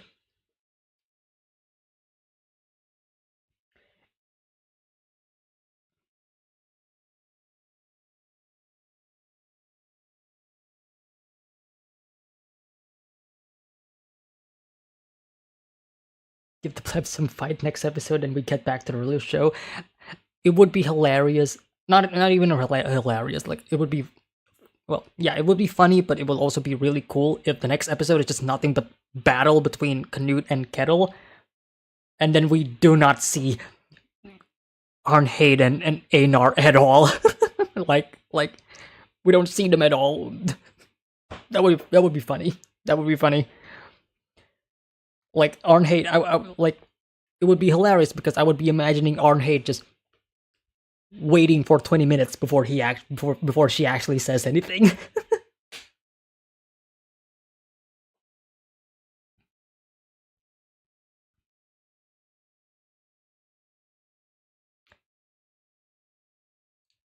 So what is the possibility of Arnheid actually ending up being alive? what is the possibility of Arnheid surviving this?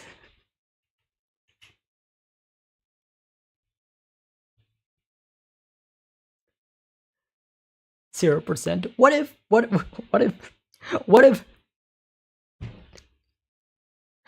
Gardar meant in this scene is farewell from me?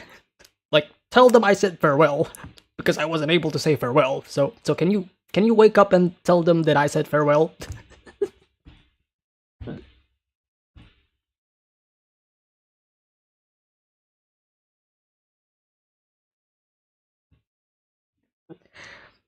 He did say that I am gonna be waiting.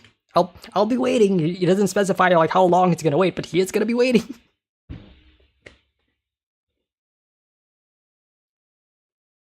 I'll wait. You have fun.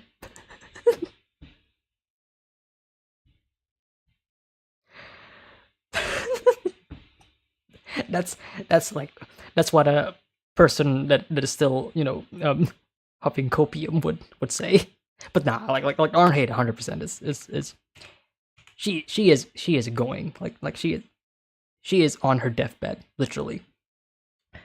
Yukimura writing the Arnheid tragedy and the slaughter of these poor farmheads. Here's your violence. Are you happy now? Is this what you want? Are you not entertained? Is this not why you are here?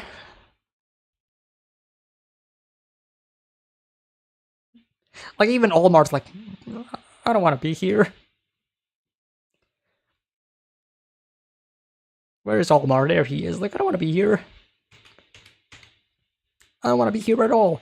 Also mimicking Thor's in the first episode of season 1, where he escapes the battle and appears on the shore.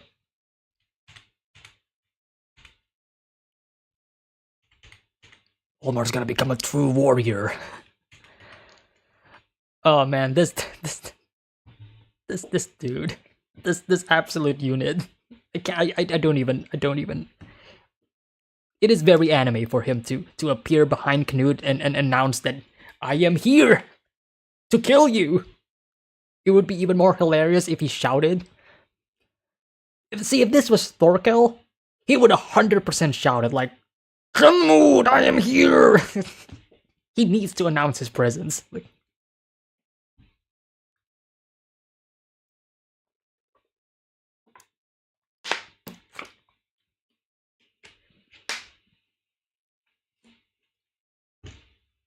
yeah, Thorkel is actually really entertaining. Like his almost comedic presence, like unintentional comedic presence, it's just funny. He is like Thorkel in a way. Obviously, he's not gonna replace Thorkel, but he acts that way, right? He is the big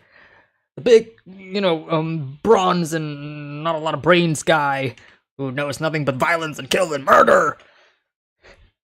Look at his face. He's so happy, dude. He's so happy to be here. Oh, man.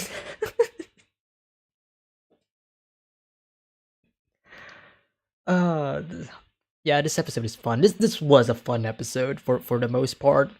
I really love how we focused a bit on some of the battle preparations. The fact that it is clear that Ketil's army of peasants aren't well equipped. They're not really wearing any uniforms or armor or leather armor or chainmail or even using shields. And then you contrast that with Knut's actual forces. Like,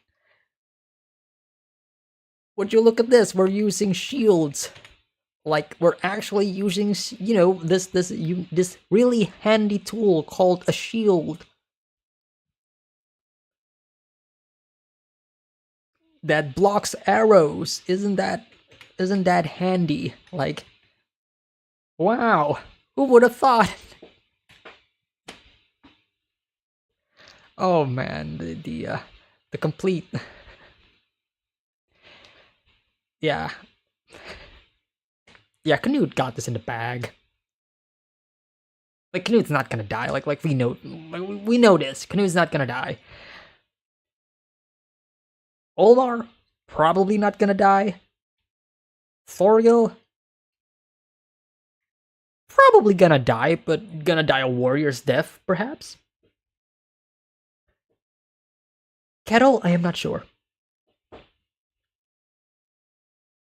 Because we are, I'll end the discussion with me theorizing the fates of the rest of the cast of characters, because we are leaving the farm, right? We are leaving the farm. We are leaving the place of battle, right? We have no reason really to go back here. Thorfinn, Einar, and everybody else can just hop on to the ship and sail away, move on, go to Vinland, or maybe go to Iceland first and meet Thorfinn's family again after all of these years.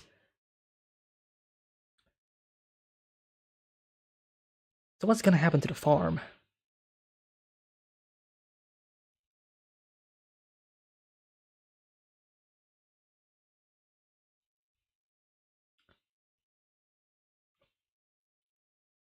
They're gonna lose.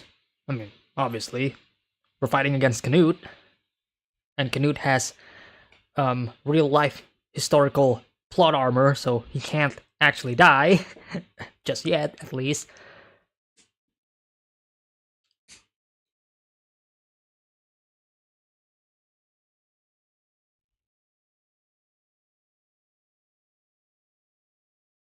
This does feel like, I don't know.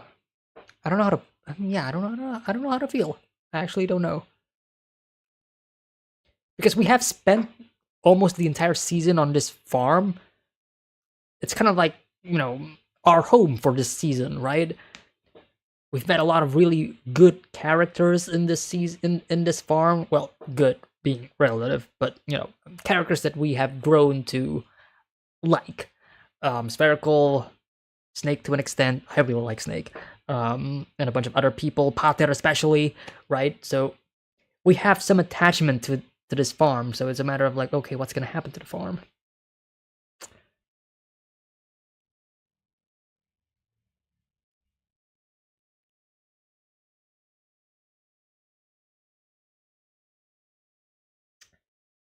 Olmar's Olmar is definitely gonna get more screen time, I think, because of the way they are setting him up. Plus, he is a character with with father issues, so really fits well into the group of main cast of characters for Vinland Saga. So I feel like Volmar has more in store. Thorgil, Ketil, I don't know. I feel like at least one of them is gonna die or get. Ketil is definitely gonna get, gonna get what he deserves. I feel like.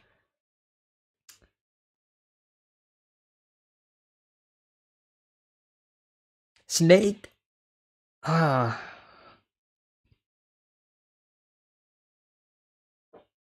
I don't know how I would feel if Snake dies. I like his character, but I am not as invested in his character like, let's say, Ashkelad, for example, but that's just because Ashkelad is a main character, right? Whereas Snake is mostly a really, really good side character.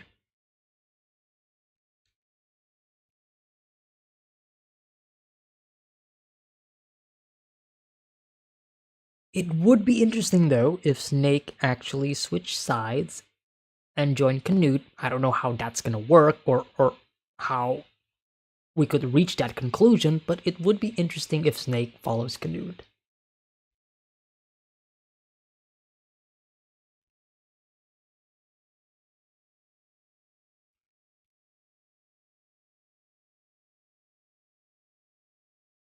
I think Thorfinn doesn't dip out and somehow ends up resolving this before everyone dies. I mean, that's also a possibility. I mean, we just talked about. I mean, the previous episode we just explored the idea of Thorfinn trying to find this first method, right? And it would present a good opportunity for Thorfinn and Canute to meet up and have that reunion, right? Seeing how much different these two characters have become. Thorfinn has become what Canute was before, and Canute has become what Thorfinn was before, right? They switch sides. They literally switch their stances, right? Of somebody who used to be a pacifist is now a militarist leader, right? And then we have Thorfinn, who obviously I need to say no more.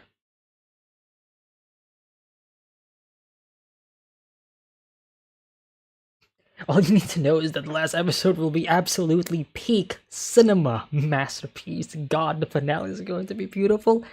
I mean, the finale of season 1 was that, so if there's one show that can do it again, it's probably Vinland, so it's not like I'm not expecting that. Especially given how many good episodes that we had this season. Like, there's a lot of really great episodes, like standout episodes, that is like clearly being prioritized by the animation studio, by the staff, by the directors and all. So if there's like one other episode that is going to get that treatment, yeah, it's probably going to be the season finale.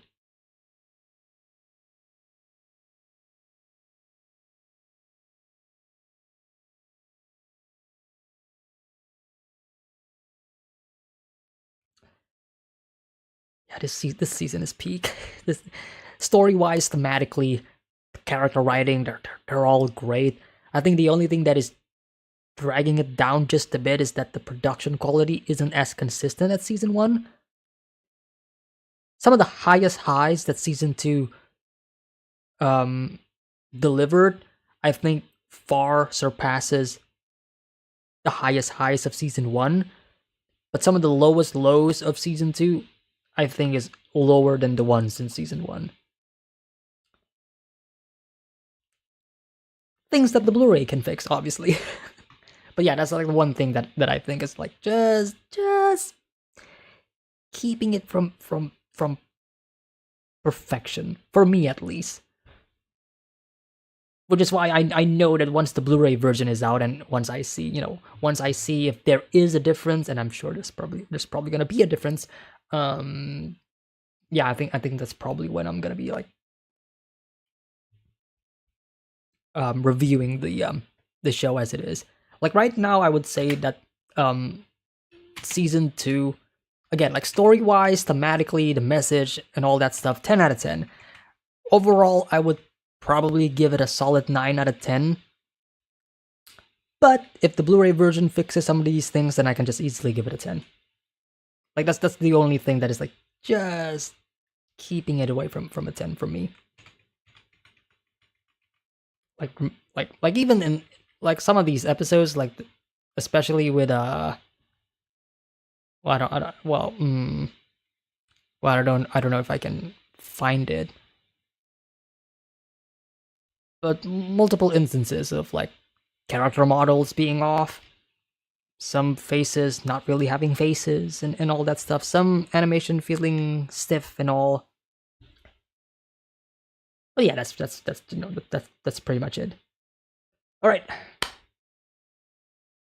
Anyways, that is all for Vinland Saga season. Wait, what season is this? Season 2, episode 19. I'm forgetting the seasons already. Shit. Yeah, great stream, great 2 sets of episodes.